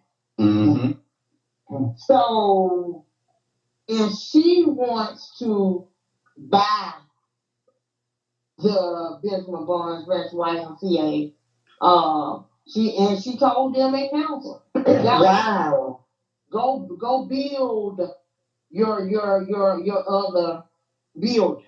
Mm-hmm. We'll buy this, and we'll just have two. So the fact that he won't meet with her, anything positive they don't want, he do it exactly what he wants. Hidden agenda. That's what he continues to do. Hidden agenda. That's it. And another thing. Question is, why would we have to buy something that was already? I'm going there. That YMCA was used to secure, was used as collateral, part of the collateral for the city to pay off debt to the downtown branch. After the money was misappropriated or stolen, whichever term y'all want to use. But the downtown YMCA still is indebted to the city. And once they pay that off, that property was supposed to go back to the YMCA. Benjamin Barnes branch. So it's not to be used to pay the debt for the downtown Y. And if that's what they're thinking they're going to do, I hope the city attorneys are ready. Because there are people looking into it, So that land should not be used. The city should not be owning that land, and the downtown Y should still be indebted to the city. They definitely wouldn't have put them up for collateral to help the Benjamin Barnes branch. They definitely wouldn't have done that. But they misappropriate their money, and then our community is why I have to pay for it. Lose your property. Lost your property. How about that? And then not responding to this lady's calls, and then you tell me your transparency should show that you want what's best for the community. It's just like they say, pull yourselves up by your bootstrap. We got a lady here trying to pull the wild by his bootstraps, but it's not what they want, so it's ignored.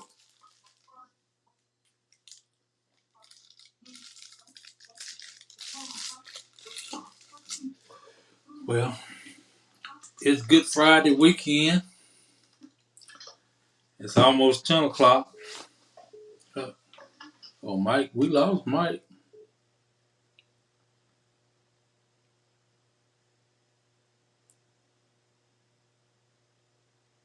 Mike, we lost you all the way around, didn't we? Yep, I did. I I'm guess about to say, they kicked me off, and everybody who was on my line is gone. who's on? Hold on. So who's on? Lisa and Miss Wilson. Okay. They're gone.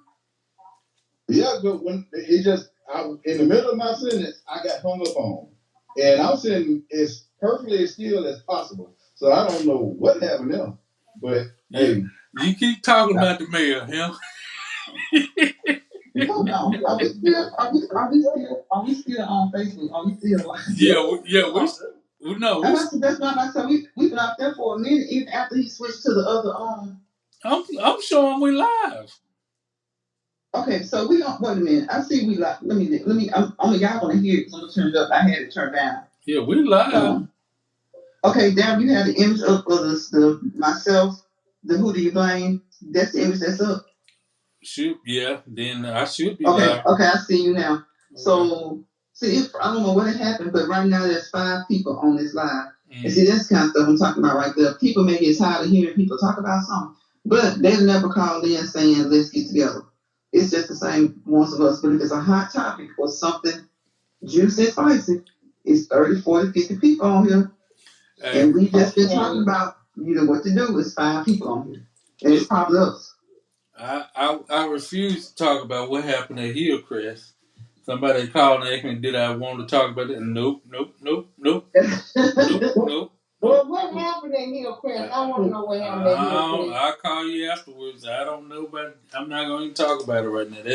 That's what they want, the gossip, Yeah, they like, and this is talking about, and they've been calling in. I mean, they've been listening when we talk about the community thing for the past few weeks, but the numbers jump up when they think we're in an argument or it's heated or people having a dispute about how to do something right.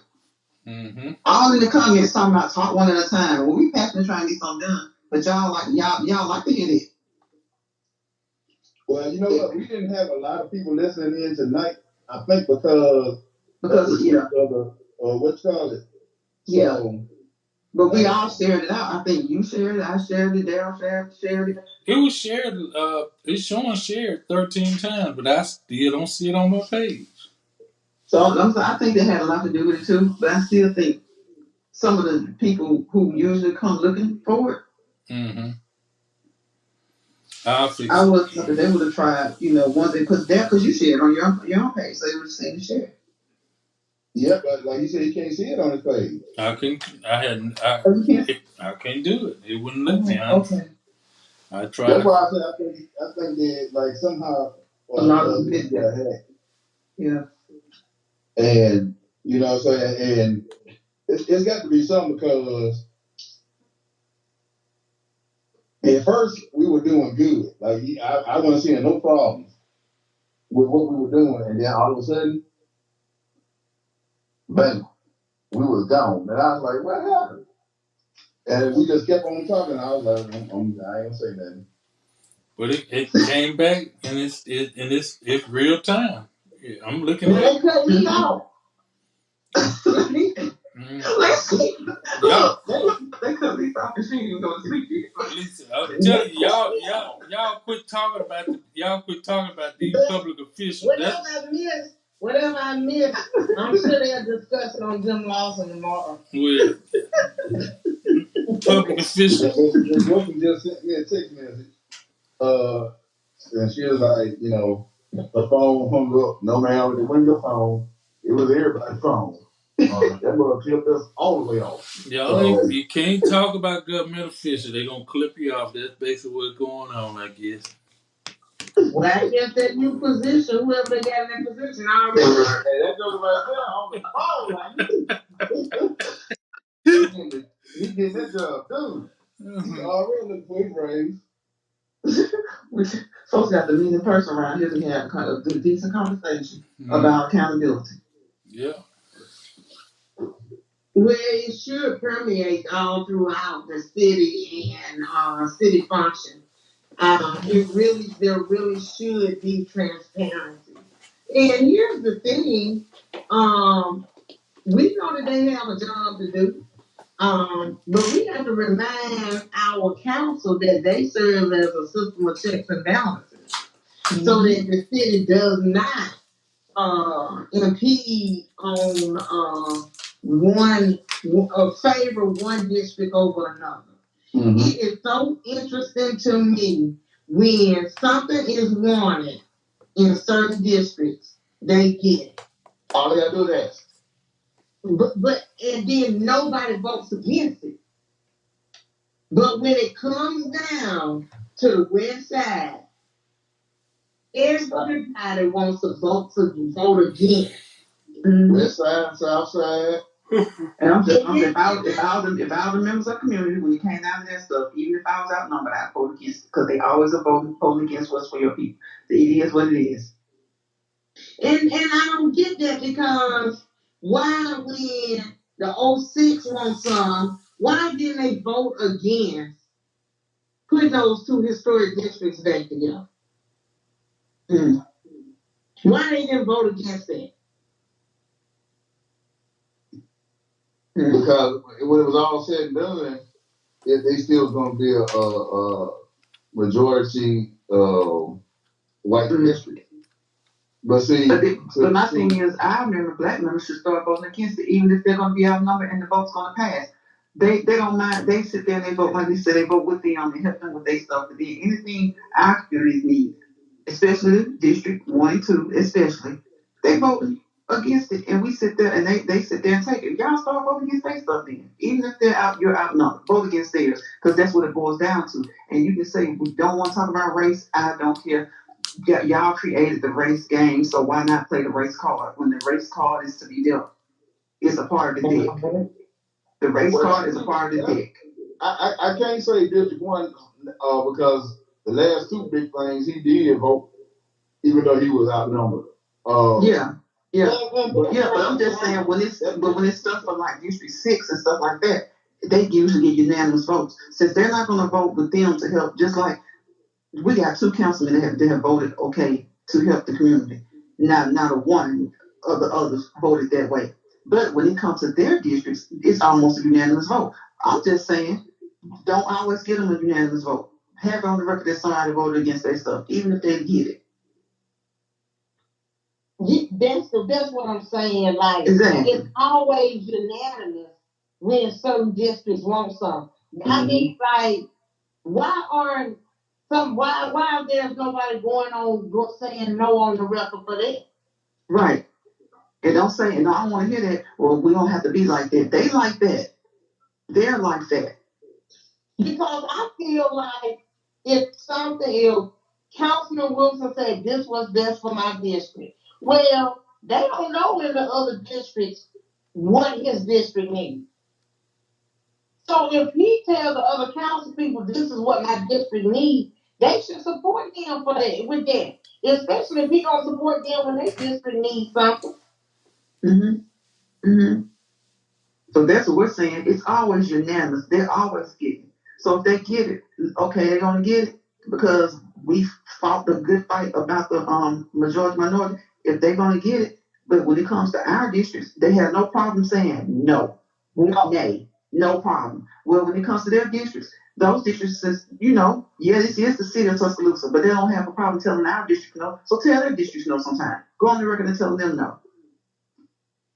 I need for folks just to remember every time that the majority of the people said they wanted something and their particular councilperson voted against what their district wanted.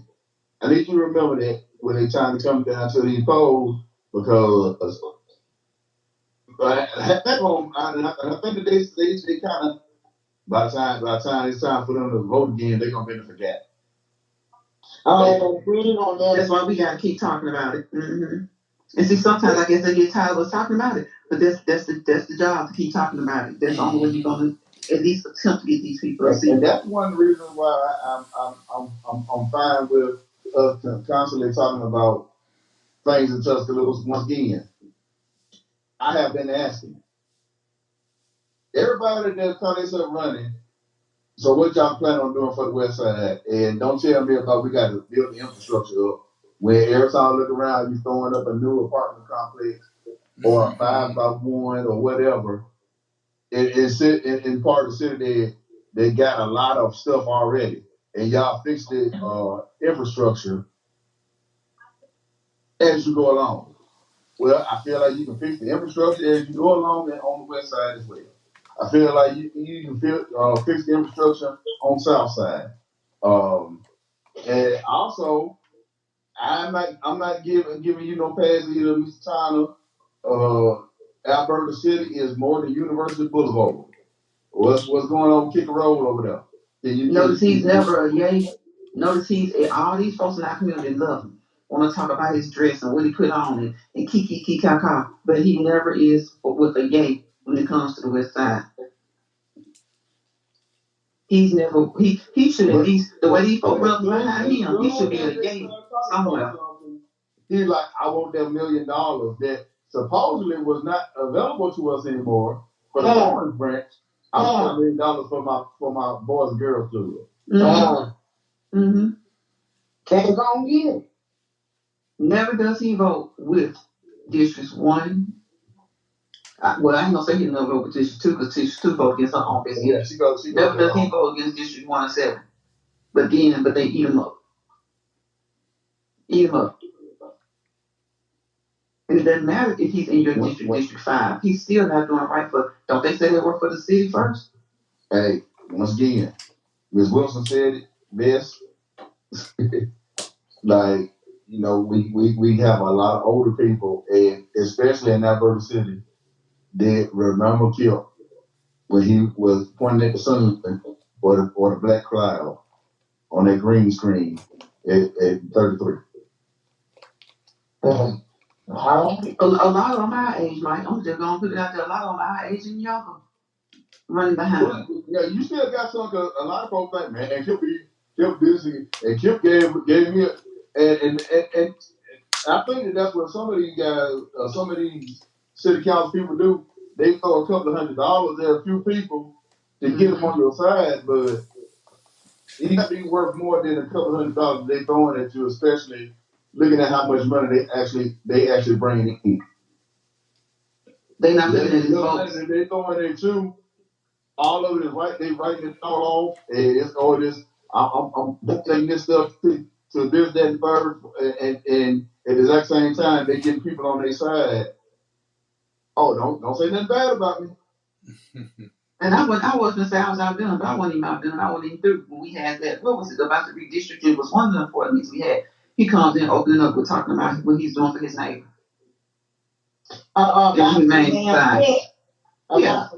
Yeah.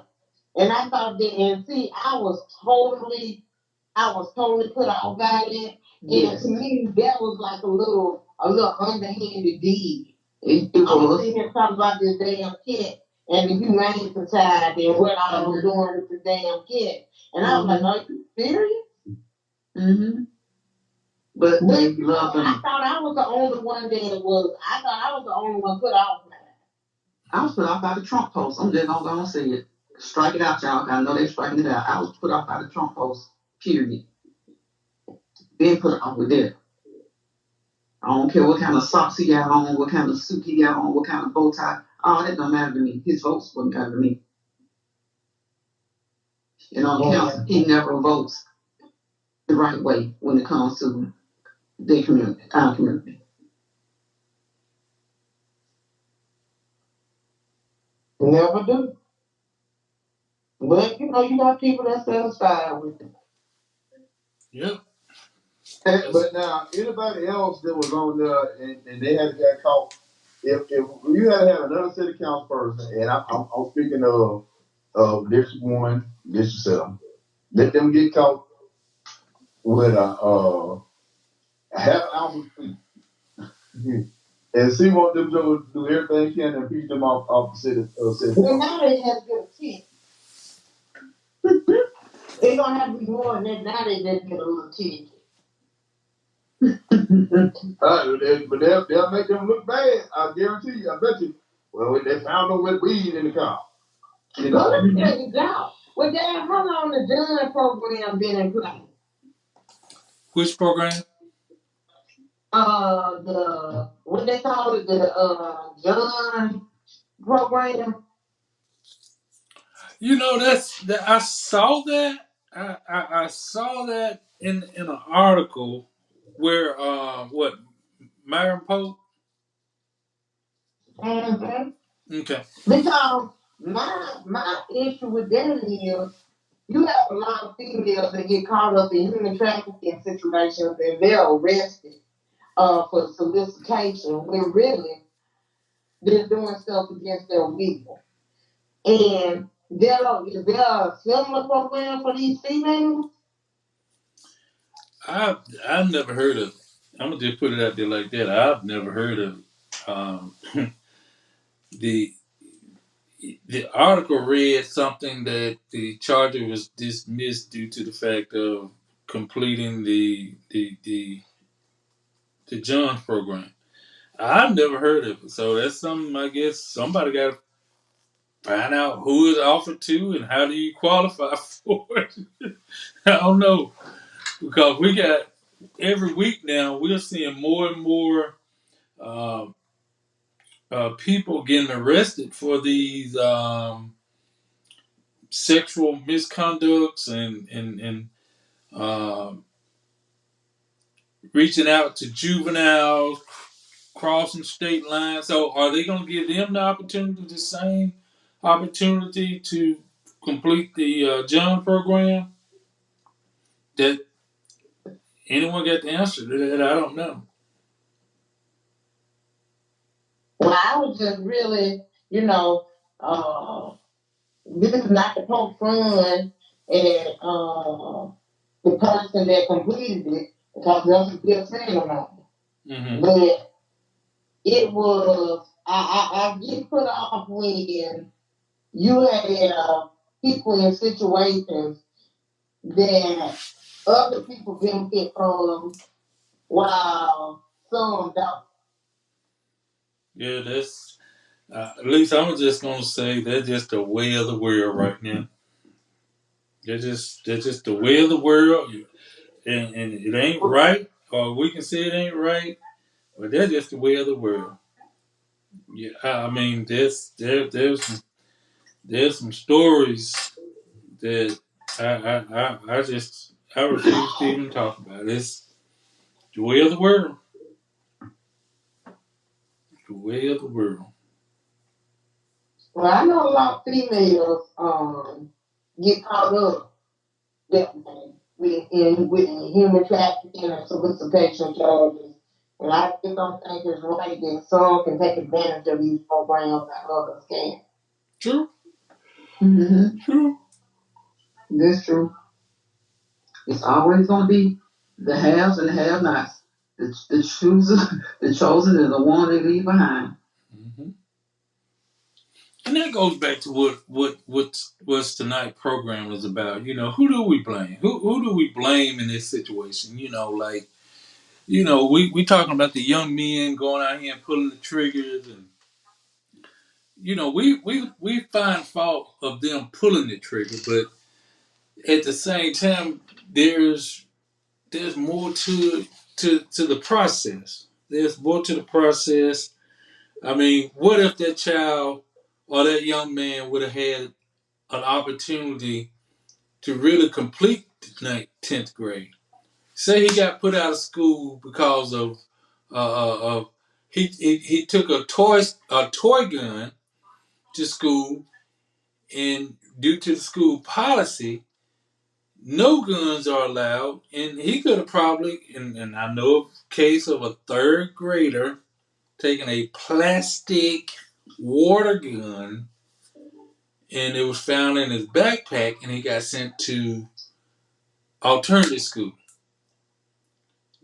I know the case too. I know the same case. Well, my thing, but I don't know where it was, but that's just like the ones that took the guns to high school, talking about forgot they wasn't hunting. Yes. Those guns was on school, and those was teenagers. Yes. And wasn't nothing done because it finally, if I'm wrong, somebody let me know. But it finally just, the talk finally just went away because they wasn't going to do nothing. It's just like when a prominent member of the board's son did some stuff they weren't supposed to do. The chosen and those who aren't chosen. And then there you say something about it. You say something about it, and it gets ignored, or they blank stare and look at you because they know it's wrong.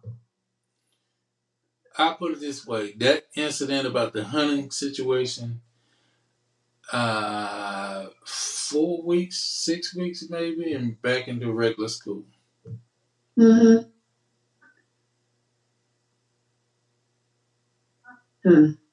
Probably been graduated and now somewhere at a fraternity party somewhere. Yes. Tonight. Yes. But had it been looking a little different, they don't tell them what would have went on. But probably in law school, one of your future senators or representatives. Mm-hmm. Supreme Court justice. But J1, and I ain't talking about the singer, I'm just talking about a name of a young African American son or young man. He takes a toy gun and get expelled or get sent to alternative school, but it has a bigger impact. It has a bigger impact on him because now he's amongst other young men that have done things that have probably recruited him or the peer pressure him into a gang or being who he's really not. And at the alternative school. and now he's set himself for a record. He didn't complete high school. He ain't got education, so he couldn't get a job. He couldn't do anything else. He didn't have anybody to look forward to. No one fought for him to get to another opportunity. What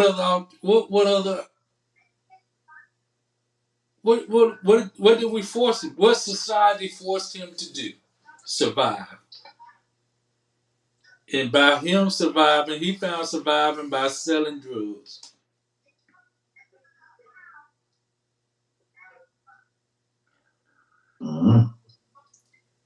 Because he seen mom, might have been on drugs, might have been incarcerated. He seen dad, already incarcerated, and grandma was raising him. So there's more to the situation that is just sad. No one reached out to him from the church. Nobody reached out to him from the family. He living in poverty. The justice system didn't care. All they know is he committed a crime. But ultimately, who's to blame? Himself, yeah. But do we really put the blame on a child that really don't know any better? I mean, when we say they don't know any better, what are we using to measure? Because these kids, Let me give you a good. These kids can figure out a lot of stuff. Let me give you a good example. Let me give you a good example. Not knowing any better, and this probably a circumstance that happened too. Sexting is a prime example of that's just the way kids are now. They what? Take pictures of themselves nude, send it to somebody else put it on the website. But they didn't know it's against the law because no one really teach a 8th, 9th grader about the do's and don'ts of sexting. They just thought it was cool. True. They just think it's something cool. Oh, I got a naked picture. Ooh, I got a picture of her naked. Yeah. That's a circumstance of not knowing any better. We do not teach any law, and that's my next subject next week, really, because we're getting to the point where there's laws on the book that affects kids today for the rest of their lives, and this is one of those case scenarios. You get an 18-year-old that's still in high school, and a 15-year-old that goes to high school, and they get intimate, and that 18-year-old can be can be convicted of a felony. Yep. Of a felony that he didn't know he was really doing because what? The 15-year-old might have been in compliance, but it was wrong. Because she was a minor. It's the same thing, and I think it goes up to if you're 18 and you 16 or 7. I think 17 is the yeah, like if the person's 15 and they're 17 or something like that. Well, I think 17 is supposed to be the age of consent. So I think it is 16 is the cutoff in Alabama. Mm-hmm. So if you 18 and your girlfriend, like you might be when y'all started dating, you 17, they 16. Mm-hmm. And then you start 18, you got to break up with that person because y'all, sexual rape. Well, here's the thing. Here's the thing, Mike. No one really says anything until the sexual act takes place. Yeah. Teachers see them holding hands. Principals see them going to school together. Even the parents might accept it. But it normally happens when it's the opposite race don't agree with the opposite race. In other words, it could be it could be a white male with a 15-year-old black, or a black male with a 15-year-old white female, and it get to the point that sex has taken place. Oh, this is not what you didn't you didn't agree to this. You couldn't agree to this. I want something done. And of course, you have many cases where you've had those young, and a lot of times there's young athletes that wind up in prison for years for statutory rape because a parent might have told their child, you better say that he did. But my main point is they didn't know any better. Exactly. They weren't taught. That's my girlfriend. That's all they know. This white kid. So now she's thinking. Okay, I'm sorry about that. That was my other phone. Oh, okay. I thought. Yeah. I don't know who is that. Yeah. But my husband, my other phone. I was trying to get some stories. I was looking at some stories on what's this site? So it's Newsbreak. I was looking at this doctor giveaway and hit on a video by mistake. Okay. So, but do that make sense? It's a doctor giveaway here. You can tell about this later on down. But do that make sense, Lisa? Yes. Because we in school they don't talk about this against the law.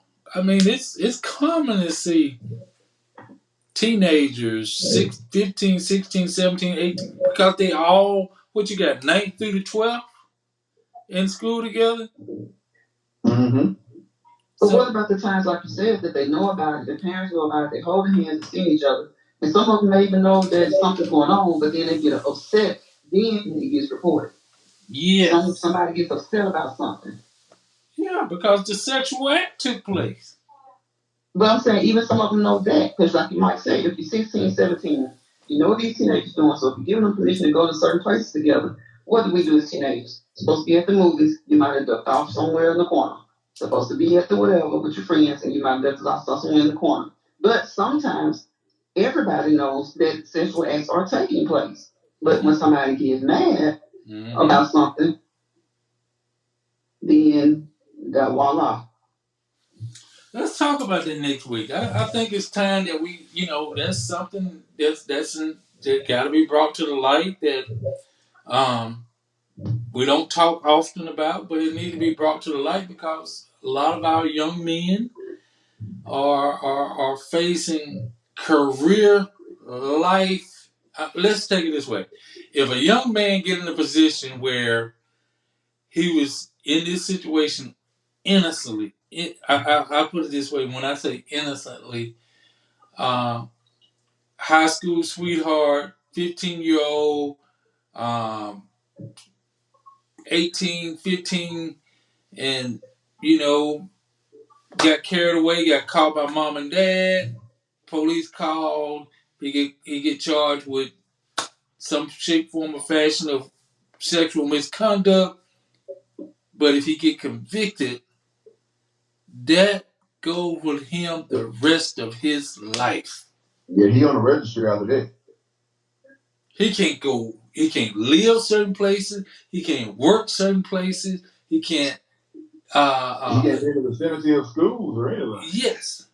Everybody has to know because you have to know if there's so what sexual predators within so many miles of whatever Yes. they tell it, and I'm sure it's probably public record It of who is, they but are. yeah, because that's why the sheriff department sent out the little tabs, letting people know. And that's good. But like I said, we need to look at the circumstances where it was this 15 and 16-year-old, 16, Yes. 17-year-old, and Yes. somebody got mad about something.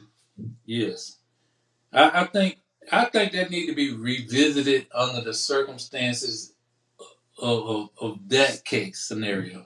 Now, when you got these grown ass men messing with kids, no. I say, yeah, Like that dude in Cottonville yesterday. plaster them all over the media. Yeah, embarrass them. Put them in jail. Let them serve time. Yes. Yes, regardless. But there are certain circumstances that young men are put in position I think need to be re-looked into because is it the parent want the prosecution or is it the young lady want the prosecution? And with the Well, I tell you, I was faced with a situation where my I was we dealt with a situation where a young lady was infatuated with my son, and she made some allegations that were found to be untrue. Now we had to hire attorneys. We did everything that parents were supposed to do, and when it was found out, without doubt, that this young lady was lying, nothing happened. Oh well, she was suspended for 3 days from school now. But when I talked to, I think her name was Liz Mead, used to be the district attorney. mm-hmm. So she wasn't gonna do anything. So we filed a civil case against the family. Mm-hmm. But they were ready to drag my child through the mud. Mm-hmm. And they just recently did a movie about a star athlete that went through the same thing, and Yep.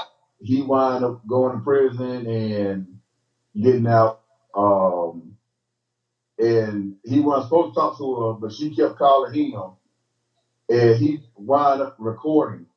her saying, "Oh, she saw her lying on him," and they wound up getting herself expunged. But even that took time. It took time. Yeah, he got time to go to college, and I think he made it to the NFL even. But nothing happened to the girl. Hmm. So yeah, and once again, that's one of them privileges things that no one wants to talk about, but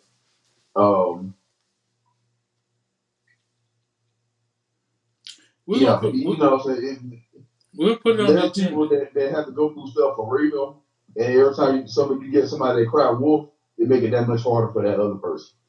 And that's the part right there that bothers me. You discount true victims.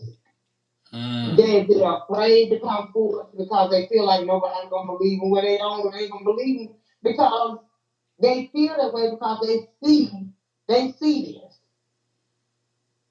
And it weakens I guess their morale come before. But it serves no purpose. And I have sons and daughters. If you touch my daughter, I want you prosecuted. If my son did something, he understands that, you gotta tell him to the right? But if you make a false allegation against my son, your daughter, or whoever making a false allegation needs to be suffer the same fate that you were willing to put my son through. Here's one way. Because they lied. Hey, we're gonna talk about that next week, y'all. I'm like Mike now, look like I am starting to freeze up again. Then found me on this page.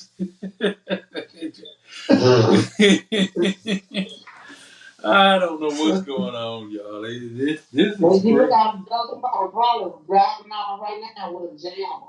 They jamming your signal. That's what they look outside and see if you see a van outside your house. That's what I said. See if you feel Man, don't tell me they follow me like that. I mean, okay, I'm gonna have to surprise them what location I'm gonna be in. I guess. Don't tell, don't tell them where I'm gonna be at during the show. Sometime I can be at other locations and see if we're gonna jam up the other way. But we Yeah, got, you just it would go pop up in different places and do it. yeah, But that's y'all, it's I don't know if y'all know anybody, but they need doctors and wipes because a lot of people still aren't working like that and they're not making the money that they did. But they're Tuscaloosa One Place is giving away tomorrow, starting at 10 while supplies last. And like we just said, there's a lot of things going on we don't know about. Who knew about the event at Walk-Ons tonight? I don't. Did not know about it. Okay, Tuscaloosa One Place shared that too. Said this organization is known as Samaritan's Feet. They provide shoes to local kids tonight. A couple of football players were there, and they were asking people to donate $25 to receive an autograph from some of the football players. But they're saying that children were supposed to receive shoes. It's going towards children 4 to 14 receive a new pair of shoes. So, stuff like that, any little bit helps. You don't know who that person is that the kids walking to school with their toes balled up. Yeah. But who knew about that? I hadn't even heard about it. I just saw it while we was on the phone. When my other phone went loud, that's what I was doing it. That's the stuff that bothers me about how we like I said, we tend to try to throw everything on Facebook, and I know just based on what I do now that there's a lot of young people that don't go to their Facebook pages maybe once a week. Majority of the time they sitting on TikTok, they sitting on IG, and it's another one that I forgot the name of. They spend a lot more time on than Facebook. Facebook is more of an adult type platform these days because you got a lot more political type stuff going on, and kids like, man, I don't care nothing about that. I can go and do this TikTok video and get a lot of laughs and a lot of people check it out real quick. So that we got to go to where I think the kids are at, and also there's something to be said about hard copy information too. I don't think that's a complete lost art form to have paper flyers and send out mailers. Uh, if that need be, because the people that you're trying to reach, some of them folks don't have internet service. Believe it or not. Yeah, the hard copies. And these Samaritan's Feet, they weren't giving away the shoes tonight, but they had, come on, it was at walk-ons. So I'm sure they had a lot of donations. So somebody needs to know about this program called Samaritan's Feet. So their children, if they're 4 to 14, can see if they can get on getting a pair of shoes. A free pair of shoes. And I'm sure they won't just, throwaway type shoes. All right, yeah, I'm sure about that as well. So it's just like, stuff like that. Like we just, like you said, Mike, sometimes that's when I found out a lot of stuff. Putting it up just like when you at Shelton or at the UA, they got the little numbers or whatever, those flyers up. That's when you found out a lot about a lot of things. So that's not a lost form either. Hard copy paper, still, it's still a good communication tool.